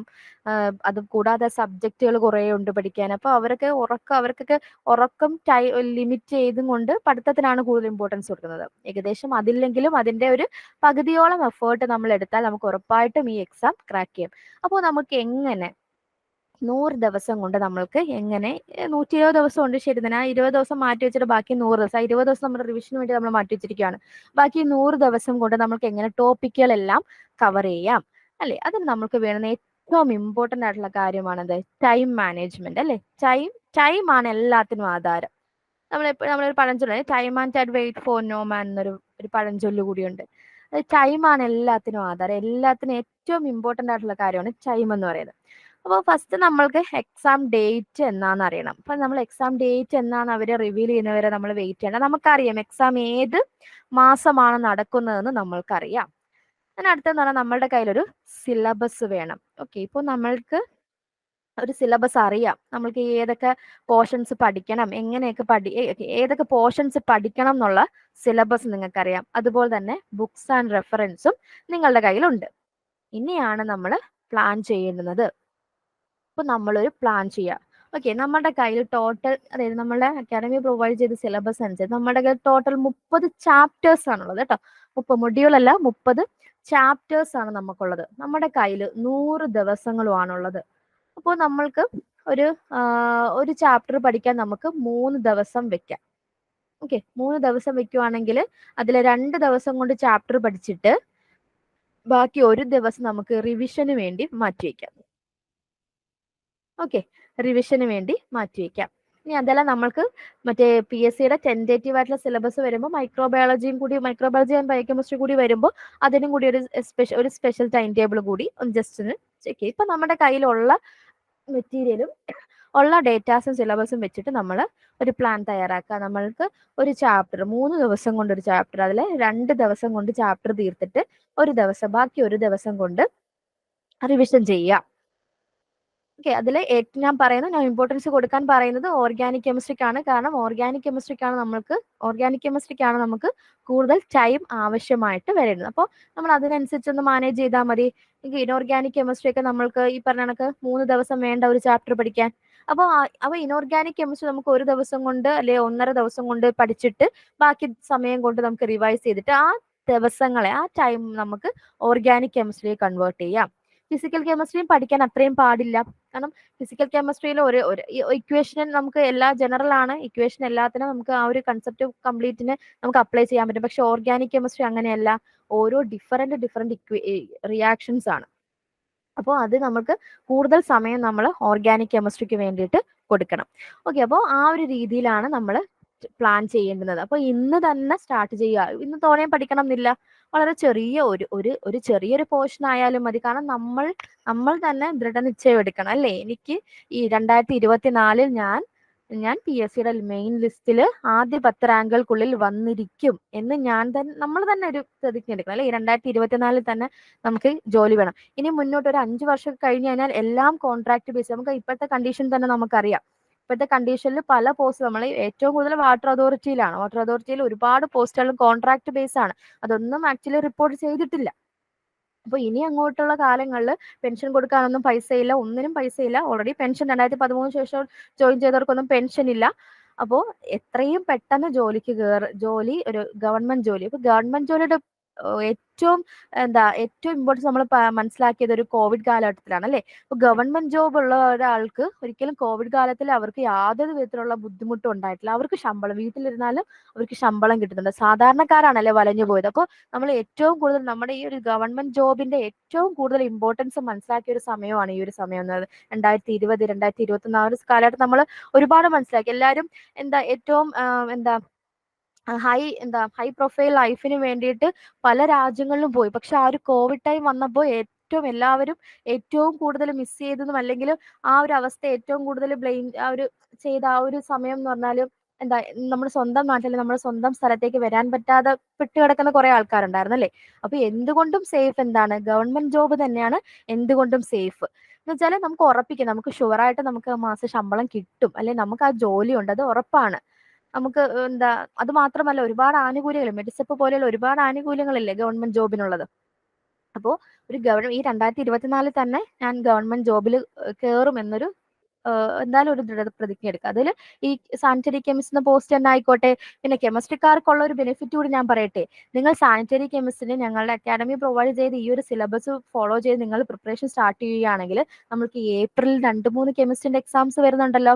അതിൽ കെമിസ്ട്രിക്കാർക്ക് മാത്രം അപ്ലൈ ചെയ്യാൻ പറ്റുന്ന കുറെ പോസ്റ്റുകൾ വരുന്നല്ലേ. അതിന് ഉറപ്പായിട്ടും നിങ്ങൾക്കത് ഉപകരിക്കും. സാനിറ്ററി കെമിസ്റ്റിന് പ്രിപ്പയർ ചെയ്യുന്നവർക്ക്, കെമിസ്ട്രി സ്റ്റുഡൻസിന് ഉറപ്പായിട്ടും അത് ഉപകരിക്കും. അപ്പോൾ നമ്മൾ ആ ഒരു നമ്മുടെ മനസ്സ് തന്നെ ആദ്യം ഒന്ന് സെറ്റാക്കിക്കൊണ്ട് നമ്മൾ ഇങ്ങനെ ഒരു പ്ലാൻ തയ്യാറാക്കുക. ഇന്ന് ഈ ഒരു ദിവസം കൊണ്ട് ഞാൻ ഈ ഒരു പോർഷൻ, നമ്മൾ ഒരുപാട് പോർഷൻസ് ഒന്നും വാരി വെച്ച് പഠിക്കണ്ട. കുറച്ച് പോർഷൻസ്, ഒരു ചാപ്റ്റർ മതി, ഒരു ദിവസം ഒരു ചാപ്റ്റർ. ഇപ്പോൾ നമ്മൾ സ്റ്റാർട്ട് ചെയ്യുവാണെങ്കിൽ നമുക്ക് ഒരു ദിവസം അല്ലെങ്കിൽ 1.5 ദിവസം കൊണ്ട് നമുക്ക് ഒരു ചാപ്റ്റർ കവർ ചെയ്യാൻ പറ്റും. അല്ലാതെ കുറച്ചും കൂടി സമയമാവട്ടെ, ഒരു എക്സാമിന് 1 മാസം എക്സാം ഡേറ്റ് വരട്ടെ, അല്ലെങ്കിൽ എക്സാം സിലബസ് വരട്ടെ എന്നും പറഞ്ഞ് നിൽക്കരുത്. നമ്മൾക്ക് ഇപ്പോൾ നല്ല റിലാക്സ്ഡ് ആയിട്ട് പഠിക്കാൻ പറ്റുന്ന ഒരു സന്ദർഭം, ഒരു സമയമാണ്. അപ്പൊ ഇന്ന് തന്നെ സ്റ്റാർട്ട് ചെയ്യുക. അപ്പോൾ ഒരു ചാപ്റ്റർ ചെറിയൊരു പോർഷൻ ജസ്റ്റ് ഒന്ന് വായിച്ചിട്ട് നിങ്ങളൊന്ന് ഉറങ്ങുക. എന്നിട്ട് നാളെ എന്ത് വേണം, നാളെ നിങ്ങളൊരു ടൈം ടേബിളിനെ പറ്റി ഞാൻ പറഞ്ഞുതരാം. ഓക്കെ, അപ്പോൾ നമ്മളുടെ പ്ലാൻ ഇതാണ്. ഒരു ചാപ്റ്റർ പഠിക്കാൻ നമ്മളുടെ കയ്യിൽ 2 ദിവസമുണ്ട്, അതിനെ റിവൈസ് ചെയ്യാൻ നമ്മളുടെ കയ്യിൽ 1 ദിവസമുണ്ട്. അപ്പോൾ ഒരു ചാപ്റ്ററിന് വേണ്ടിയിട്ട് നമുക്ക് 3 ദിവസം മാറ്റി വെക്കാം. ഇനി പ്ലാൻ ഉണ്ടാക്കിയാൽ മാത്രം മതിയോ? നമ്മൾ ടൈം ടേബിളൊക്കെ എഴുതി നമ്മുടെ സ്റ്റഡി ടേബിളിന്റെ മുകളിലൊക്കെ ഒട്ടിച്ചു, അത് മാത്രം മതിയോ? പോരാ. You should execute the plan. നമ്മൾ ആ പ്ലാനിനെ നടപ്പിലാക്കണം. എല്ലാവരും 2020 അല്ലെങ്കിൽ ഒരു പുതുവർഷമാകുമ്പോൾ എല്ലാവരും പുതിയ കുറെ തീരുമാനങ്ങൾ എടുക്കും. അതിൽ എത്ര പേര് അത് നമ്മൾ ഫോളോ ചെയ്യുന്നുണ്ടായിരിക്കും അല്ലേ? അപ്പോൾ നമ്മളൊരു പ്ലാൻ മാത്രം ഉണ്ടാക്കിയാൽ പോരാ, അതിനെ നമ്മൾ എക്സിക്യൂട്ട് ചെയ്യണം. എസ്പെഷ്യലി നിങ്ങൾക്ക് തന്നെ അറിയാം നമ്മുടെ സിറ്റുവേഷൻ എന്താണെന്നുള്ളത്. ഇപ്പോൾ ഫാമിലിയിലാണെങ്കിൽ പോലും മിനിമം 2 പേർക്കും ജോലി ഉണ്ടെങ്കിൽ മാത്രമേ നമുക്ക് ഇന്നത്തെ കാലത്ത് ജീവിക്കാനായിട്ട് പറ്റത്തുള്ളൂ. പ്രത്യേകിച്ച് ഗേൾസ് നമ്മൾക്ക് സ്വന്തം കാലിൽ നിൽക്കിയാലേ നമ്മുടെ ഓൺ മണി കൊണ്ടിട്ട് അല്ലെങ്കിൽ ഓൺ സാലറി കൊണ്ടിട്ട് നമ്മൾ നമ്മുടെ പേരൻസിനെ സപ്പോർട്ട് ചെയ്യുക, അല്ലെങ്കിൽ നമ്മളെ ഫാമിലിയെ സപ്പോർട്ട് ചെയ്യുക എന്നൊക്കെ പറഞ്ഞാൽ നമ്മളെ സംബന്ധിച്ചിടത്തോളം ഭയങ്കര ഒരു അഭിമാനകരമായിട്ടുള്ള ഒരു നിമിഷമാണ്. അപ്പോൾ നമ്മൾ പ്ലാനുകൾ മാത്രം ഉണ്ടാക്കിയാൽ പോരാ അല്ലേ, നമ്മൾ അതിനെ എക്സിക്യൂട്ട് ചെയ്യണം. നമ്മൾ എക്സിക്യൂട്ട് ചെയ്യണമെങ്കിൽ നമ്മൾ തന്നെ വിചാരിക്കണം. ഓക്കെ, അപ്പോൾ അതാണ് നമ്മുടെ സ്റ്റഡി പ്ലാൻ. ഇനി നമ്മുടെ ഏണസ്റ്റ് അക്കാഡമിയിൽ നിങ്ങൾ ജോയിൻ ചെയ്യുന്നത് പോലെ നിങ്ങൾക്ക് ഉണ്ടാകുന്ന ബെനിഫിറ്റ്സ് എന്തൊക്കെയാണെന്നുള്ളതാണ്. അതായത് ഏണസ്റ്റ് അക്കാഡമിയിൽ നമ്മുടെ ക്ലാസ് സാനിറ്ററി കെമിസ്ട്രി എന്ന കോഴ്സ് നിങ്ങൾക്ക് എന്തൊക്കെ പ്രൊവൈഡ് ചെയ്യുന്നുള്ളതാണ്. അതായത് ഇവിടുത്തെ ക്ലാസ്സുകൾ എന്ന് പറഞ്ഞാൽ ഒരിക്കലും ഏത് മെജോറിറ്റി ഒക്കെ 90% ക്ലാസ്സുകൾ എന്ന് പറഞ്ഞത് തന്നെ 90%, 95%, ഓൾമോസ്റ്റ് 100% ക്ലാസ് എന്ന് പറഞ്ഞാൽ ലൈവ് ക്ലാസ്സുകളാണ്. ഈ ലൈവ് ക്ലാസ്സിന്റെ ഗുണം എന്താണ്? ലൈവ് ക്ലാസ്സുകളൊക്കെ ലൈവ് ക്ലാസ്സുകളിൽ തന്നെ നിങ്ങൾ അറ്റൻഡ് ചെയ്യാൻ ശ്രമിക്കണം. ലൈവ് ക്ലാസ്സുകളുടെ ഗുണം എന്ന് വെച്ചാൽ നിങ്ങൾക്ക് സംശയമുണ്ടെങ്കിൽ അപ്പോൾ തന്നെ ക്ലിയർ ചെയ്ത് പോകാം. അല്ലെന്നുണ്ടെങ്കിൽ നിങ്ങൾക്ക് എന്തെങ്കിലും എക്സ്ട്രാ ആയിട്ട് നിങ്ങൾക്ക് അതിനെ റിപ്പീറ്റ് ചെയ്ത് കേൾക്കണം, അല്ലെ റിപ്പീറ്റ് ചെയ്ത് നിങ്ങൾക്ക് അതിനെ മനസ്സിലാക്കിയെടുക്കണം. അപ്പോൾ തന്നെ നിങ്ങൾക്ക് ഫാക്കൽറ്റീനോട് നിങ്ങൾക്ക് പറയാവുന്നതാണ്. നമ്മുടെ ഇൻസ്റ്റിറ്റ്യൂഷന് ഒരു എക്സലന്റ് പാനൽ ഓഫ് ഫാക്കൽറ്റീസ് ആണുള്ളത്. നല്ല ഹയർ എഡ്യൂക്കേഷൻസ് ഒക്കെ ഉള്ള എക്സ്ട്രാ നല്ല ക്വാളിഫൈഡ് ആയിട്ടുള്ള ഫാക്കൽറ്റീസ് ആണുള്ളത്. അപ്പോൾ നിങ്ങൾക്ക് ലൈവ് ക്ലാസ്സുകളാണ് കിട്ടുന്നത്. അപ്പോൾ ലൈവ് ക്ലാസ്സിലൂടെ അതിനകത്ത് ഇന്ററാക്റ്റീവ് സെഷൻസ് ഉണ്ട്. അത് മാത്രമല്ല ഡെയിലി ഷെഡ്യൂൾ ഓഫ് ക്ലാസ്സസ് ആണ്. കാരണം ഒരു വീക്കിൽ തന്നെ നിങ്ങൾക്ക് ഓൾമോസ്റ്റ് ഒരു 5 ക്ലാസ്സുകളോ അല്ലെങ്കിൽ 4 അല്ലെങ്കിൽ 5 ക്ലാസ്സുകളോ ഒക്കെ നിങ്ങൾക്ക് കിട്ടാറുണ്ട്. ഡെയിലി ക്ലാസ്സസ് കിട്ടാറുണ്ട്. അത് മാത്രമല്ല വീക്കിലി മെന്റർഷിപ്പ് ഓരോ കോഴ്സുകൾക്കും ഈ പറഞ്ഞ സാനിറ്ററി കെമിസ്ട്രിക്ക് ഓരോരുത്തർക്കും ഓരോ മെന്റേഴ്സ് ആണ്. അതുവഴി നിങ്ങൾക്ക് മെന്റർഷിപ്പ് സപ്പോർട്ട് കിട്ടാറുണ്ട്, നിങ്ങളെ ഹെൽപ്പ് ചെയ്യാറുണ്ട് പല കാര്യങ്ങൾക്കും. അതുപോലെ തന്നെ വീക്കിലി ടെസ്റ്റുകൾ നടത്താറുണ്ട്. MCQs തരാറുണ്ട്, പ്രൊവൈഡ് ചെയ്യാറുണ്ട്, അത് നടത്താറുണ്ട്. വീക്കിലി ടെസ്റ്റുകൾ നടത്താറുണ്ട്. അതുപോലെ തന്നെ ഏറ്റവും ഇമ്പോർട്ടൻ്റ് ആയിട്ട് പ്രീവിയസ് ഇയർ നമ്മളുടെ PSC നടത്തിയിട്ടുള്ള കെമിസ്ട്രികളുടെ പല ഇടത്തുനിന്നും ക്രോഡീകരിച്ച് നിങ്ങൾക്ക് previous year question paper revision നടത്താറുണ്ട്, ക്വസ്റ്റ്യൻ പേപ്പർ ഡിസ്കഷൻ നടത്താറുണ്ട്. ക്വസ്റ്റ്യൻ പേപ്പർ അല്ലെങ്കിലും ആ ക്വസ്റ്റ്യൻസ് റിവിഷൻ പോലെ ഓരോ ചാപ്റ്റേഴ്സ് കഴിയുമ്പോഴും ആ ചാപ്റ്റേഴ്സിന്റെ പ്രീവിയസ് ആയിട്ട് PSCയിൽ വന്നിട്ടുള്ള ക്വസ്റ്റ്യൻസ് ഡിസ്കസ് ചെയ്യാൻ അതിന് ആൻസേഴ്സ് എക്സ്പ്ലെയിൻ ചെയ്ത് തരാറുണ്ട്. അതുപോലെ തന്നെ മോക്ക് ടെസ്റ്റുകളും എക്സാമിനോട് അടുപ്പിച്ച് മോഡൽ ടെസ്റ്റുകളും ഒക്കെ നടത്താറുണ്ട്. അപ്പം ഈ ഒരു അക്കാഡമിയിൽ അനസ്റ്റ് അക്കാഡമി നിങ്ങൾ ജോയിൻ ചെയ്ത് കഴിഞ്ഞാൽ നമ്മൾ നിങ്ങൾ സ്വന്തമായിട്ട് പഠിക്കുക എന്നുള്ളവരാണെങ്കിൽ പക്ഷേ എപ്പോഴും നമ്മൾക്ക് നമ്മൾ ആ ഒരു രീതിയിൽ തന്നെ നമ്മളുടെ ഒരു എഡ്യൂക്കേഷൻ സിസ്റ്റം എന്ന് പറഞ്ഞാൽ സ്പൂൺ ഫീഡിങ് സിസ്റ്റം ആണ് അല്ലേ.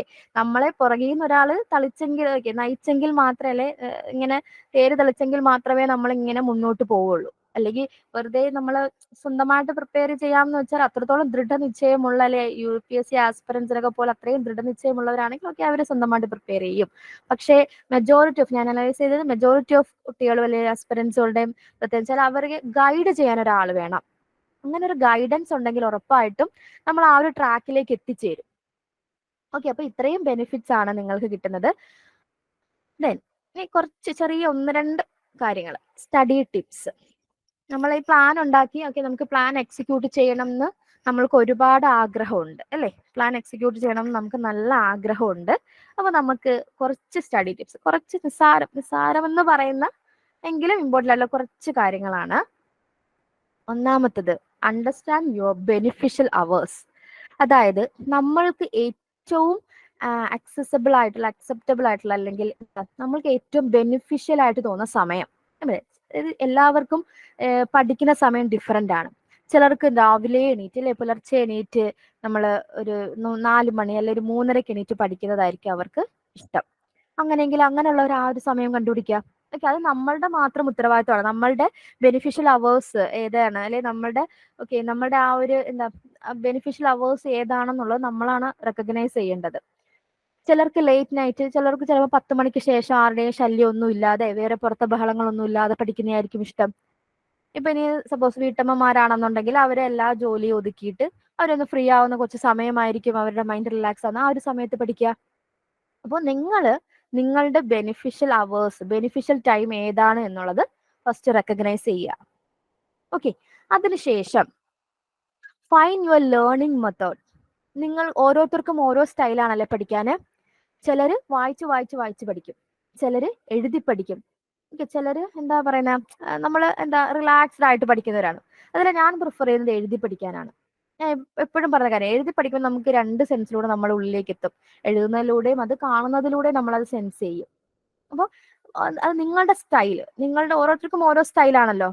അപ്പം പിന്നെ എപ്പോഴും ഞാൻ പറയുന്നത് നമ്മളുടെ സ്വന്തം ഹാൻഡ് റൈറ്റിംഗ്, നമ്മളുടെ സ്വന്തം കൈപ്പടയിൽ എഴുതി പഠിക്കുന്നത് ഭയങ്കര ഉപകാരമായിരിക്കും കേട്ടോ. നമ്മൾ വായിച്ച് പഠിക്കുന്നതിനേക്കാളും ഒക്കെ ഒരുപാട് ഉപകാരമാണ്. നിങ്ങൾ ഇപ്പോൾ സ്റ്റാർട്ട് ചെയ്യുവാണെങ്കിൽ ഉറപ്പായിട്ടും നിങ്ങൾക്ക് അത് ആ ഒരു രീതി ഫോളോ ചെയ്ത് നിങ്ങൾ പഠിക്കുക, നമ്മുടെ സ്വന്തം കൈപ്പടയിൽ എഴുതി പഠിക്കുക. അതാണ് ഞാൻ പ്രിഫർ ചെയ്യുന്നത്. അപ്പോൾ രണ്ടാമത്തെ സ്റ്റെപ്പ് എന്ന് വെച്ചാൽ നിങ്ങൾ നിങ്ങളുടെ ലേണിംഗ് മെത്തേഡിനെ ഐഡന്റിഫൈ ചെയ്യുക. അതിനുശേഷം നമ്മുടെ നമ്മുടെ സിലബസ് സെറ്റാക്കി, നമ്മുടെ മെറ്റീരിയൽസ് ആയി, ബുക്സ് ആയി, എല്ലാം ആയി, നമ്മൾ പ്ലാൻ എക്സിക്യൂട്ട് ചെയ്യാണ്. നമുക്കൊരു സ്റ്റഡി ടേബിൾ ഉണ്ടല്ലോ അല്ലേ? ആ നമ്മുടെ സ്റ്റഡി ടേബിളിനെ നല്ല കറക്റ്റ് ആയിട്ട് അറേഞ്ച് ചെയ്യുക അല്ലെ, ഓർഗനൈസ്ഡ് ആക്കി വെക്കുക. Keep your study place organised. നല്ല അടുക്കിച്ചിട്ട്, അല്ല ചുമ്മാ വാരി വരിച്ച് പേന കുറെ അവിടെ, ഇത് കുറെ ഇവിടെ, കുറെ ആവശ്യമില്ലാത്ത ബുക്ക്, അങ്ങനെയല്ല. നമ്മൾ പഠിക്കാനിരിക്കുമ്പോൾ നമ്മൾ ഏതാണോ പഠിക്കുന്നത് ആ ഒരു ഒറ്റ ബുക്കും അതിന്റെ അസോസിയേറ്റഡ് ഉള്ള ആക്സസറീസ് എന്ന് വെച്ചാൽ നിങ്ങളുടെ പെൻസിൽ, ദെൻ റെഫറൻസ് ടെക്സ്റ്റ് അല്ലെ, നിങ്ങളുടെ മെറ്റീരിയൽ, അത് മാത്രം വെക്കുക. ചെറുത് ആവശ്യമില്ലാത്ത നമുക്ക് അതും ഇതൊന്നും വേണ്ട. അടുത്തത്, മാനേജ് യുവർ സ്ട്രെസ്. ഒരിക്കലും സ്ട്രെസ്ഫുൾ ആയിട്ടുള്ള ഒരു മൈൻഡ് കൊണ്ട് നിങ്ങൾ ഒരിക്കലും പഠിക്കാനിരിക്കരുത്. നിങ്ങളുടെ മൈൻഡ് സ്ട്രെസ് ആണെങ്കിൽ, ചിലർക്ക് പാട്ട് കേട്ടാൽ ആ സ്ട്രെസ് മാറും. പക്ഷെ ഞാൻ ഒരിക്കലും നിങ്ങളുടെ ഫോൺ യൂസ് ചെയ്യാൻ ഒരിക്കലും പറയില്ല. നിങ്ങൾക്ക് സ്ട്രെസ് വരുന്നുണ്ടെങ്കിൽ, നിങ്ങൾക്ക് അല്ലെ ആ പഠിക്കാൻ പറ്റുന്നില്ല, നിങ്ങൾ ഒരു ജസ്റ്റ് ടൈം വെച്ച് നിങ്ങളൊന്ന് ഉറങ്ങിക്കോ. ഒരു 10 മിനിറ്റോ അല്ലെങ്കിൽ ഒരു 15 മിനിറ്റോ ജസ്റ്റ് ടൈം വെച്ചിട്ടൊന്ന് ഉറങ്ങിക്കോ. അല്ലെങ്കിൽ വേണ്ട, ജസ്റ്റ് ഒന്ന് പുറത്തോട്ടൊന്ന് നടക്കോ, കുറച്ച് മരങ്ങളുടെയൊക്കെ അടുത്തേക്ക് ജസ്റ്റ് ഒന്നിങ്ങനെ ഓർഡർ ചെയ്ത് ചുറ്റിത്തിരിഞ്ഞിട്ടൊക്കെ ഒന്ന് ജസ്റ്റ് എന്നിട്ട് വന്നിട്ട് നമ്മുടെ മൈൻഡ് റിലാക്സ് ആവും. അപ്പോൾ എപ്പോഴും നമ്മുടെ സ്ട്രെസ്സിനെ മാനേജ് ചെയ്യുക. പഠിക്കാനിരിക്കുന്നവരാണെങ്കിൽ നിങ്ങളുടെ സ്ട്രെസ് അറിയാം. നമ്മളുടെ വീട്ടമ്മമാരായിട്ടുള്ള കുറെ ആൾക്കാരുണ്ട് അല്ലെ, ജോലിക്ക് പോകുന്നവരാണ്. ഇപ്പൊ വർക്ക് പ്ലേസിൽ പ്രൈവറ്റ് ആയിട്ട് ജോബ് ചെയ്യുന്നവരാണ്. വർക്ക് പ്ലേസിൽ സ്ട്രെസ് കാണും, അല്ലാതുള്ള ഫാമിലി അങ്ങനെ എന്തെങ്കിലും സ്ട്രെസ് കാണും. പക്ഷെ നമ്മൾ പഠിക്കാനിരിക്കുമ്പോൾ നമ്മുടെ മൈൻഡ് എപ്പോഴും നമ്മൾ എപ്പോഴും പറയുന്ന ഒരു വാചകമില്ലേ, നമ്മുടെ സന്തോഷത്തിന്റെ താക്കോൽ ഒരിക്കലും മറ്റൊരാളെ ഏൽപ്പിക്കരുത്. നമ്മുടെ സന്തോഷത്തിന്റെ താക്കോൽ നമ്മുടെ കയ്യിൽ മാത്രമാണ് അല്ലെ. അപ്പോൾ നമ്മളുടെ സ്ട്രെസ് അതിനെല്ലാം ഒരു ഭാഗത്തേക്ക് അങ്ങ് നീക്കി വെക്കുക. ദെൻ എക്സസൈസ് എവിടെ? എക്സസൈസ് എന്ന് പറഞ്ഞാൽ ജിമ്മിൽ പോയി കിടന്ന് കാണിക്കലൊന്നും അല്ല. ജസ്റ്റ് ഒരു ചെറിയൊരു വോക്ക് രാവിലെ എണീറ്റ്, നല്ല ആ ഒരു ഇപ്പം നല്ല മഞ്ഞൊക്കെയാണല്ലേ, ആ ഒരു സമയത്ത് ജസ്റ്റ് നിങ്ങളൊരു 5 മിനിറ്റ് അല്ലെങ്കിൽ ഒരു 10 മിനിറ്റ് ഒരു വോക്ക് ചെയ്യുക. അല്ലെങ്കിൽ ഈവനിങ് സമയത്ത് നിങ്ങളൊന്ന് വോക്ക് ചെയ്യുക, അല്ലെങ്കിൽ ജസ്റ്റ് ബോഡി സ്ട്രെച്ച് ചെയ്യുക, അല്ലെങ്കിൽ നിങ്ങൾക്ക് അറിയാവുന്ന ഏതെങ്കിലും കുറച്ച് വാമപ്സ് ചെയ്യുക. അത് ഡെയിലി റുട്ടീൻ ആക്കുക. ഡെയിലി നിങ്ങളത് ആ ഒരു ആ ഒരു ട്രാക്കിലേക്ക് എത്തും. നമ്മൾ അത് ഡെയിലി നമുക്ക് വേണം എന്ന് ചെയ്ത് നമ്മൾ ആ ട്രാക്കിലേക്ക് എത്തും. അതുപോലെ പ്ലാൻ യുവർ ഡിസ്ട്രാക്ഷൻ ടൈം എന്ന് പറഞ്ഞാൽ, നമ്മൾ കുറേ പഠിച്ചു കഴിയും അല്ലെ, ഒരു 2 മണിക്കൂറൊക്കെ പഠിച്ചാൽ, ഒരു മണിക്കൂറൊക്കെ പഠിച്ചാൽ പെട്ടെന്ന് അങ്ങ് മൈൻഡ് അങ്ങ് അയ്യോ ആ ഫോൺ എടുത്താലോ ആ ഫോണിനെ അങ്ങ് തൽക്കാലം മാറ്റി വെച്ചേക്കാം. ഞാൻ ഇത്ര സമയം കഴിഞ്ഞ് മാത്രമേ ഞാൻ ഫോൺ എടുക്കൂ, അല്ലെ ഇത്ര സമയം കഴിഞ്ഞ് മാത്രമേ ഞാൻ വേറൊരു ജോലിയിലേക്ക് പോകൂ, അല്ലെങ്കിൽ ഞാൻ TV കാണൂ. ആ നിങ്ങളുടെ ഡിസ്ട്രാക്ഷൻ ടൈമിനെ നമുക്കറിയാം. നമുക്ക് ആക്ച്വലി ഒരു ഏറ്റവും നല്ലൊരു എനർജറ്റിക് ആയിട്ടുള്ള ഒരു പേഴ്സണിന്റെ ആക്ച്വലി ഏറ്റവും കൂടുതൽ നേരം നമുക്ക് ശ്രദ്ധിച്ചിരിക്കാനുള്ള ആ ഒരു സമയം എന്ന് പറഞ്ഞാൽ ഏകദേശം ഒരു 20 മിനിറ്റ് ആണ്. പക്ഷെ നമ്മളുടെ ആവശ്യം നമുക്ക് 20 മിനിറ്റ് മാത്രം പഠിച്ചാൽ മാത്രം പോരാ. അപ്പൊ നമ്മൾ ആ ഒരു പഠിക്കുന്ന സമയത്ത് പഠിത്തം മാത്രമായിരിക്കണം. അവിടെ ഫോണോ അല്ലെങ്കിൽ പാട്ടോ അങ്ങനെയുള്ള കാര്യങ്ങളൊന്നും ഉൾപ്പെടുത്താതിരിക്കുക. നിങ്ങൾ നിങ്ങളുടേതായിട്ടുള്ള റിക്രിയേഷൻ ടൈം കണ്ടുപിടിക്കുക. അല്ലെങ്കിൽ നിങ്ങൾ എപ്പോഴാണ് ഫോൺ യൂസ് ചെയ്യേണ്ടത്, അല്ലെങ്കിൽ എപ്പോഴാണ് TV കാണുന്നത്, അല്ലെങ്കിൽ എപ്പോഴാണ് പാട്ട് കേൾക്കുന്നത്, അല്ലെങ്കിൽ എപ്പോഴാണ് കുക്ക് ചെയ്യുന്നത്, ആ ഒരു സമയമൊക്കെ അഡ്ജസ്റ്റ് ചെയ്യുക.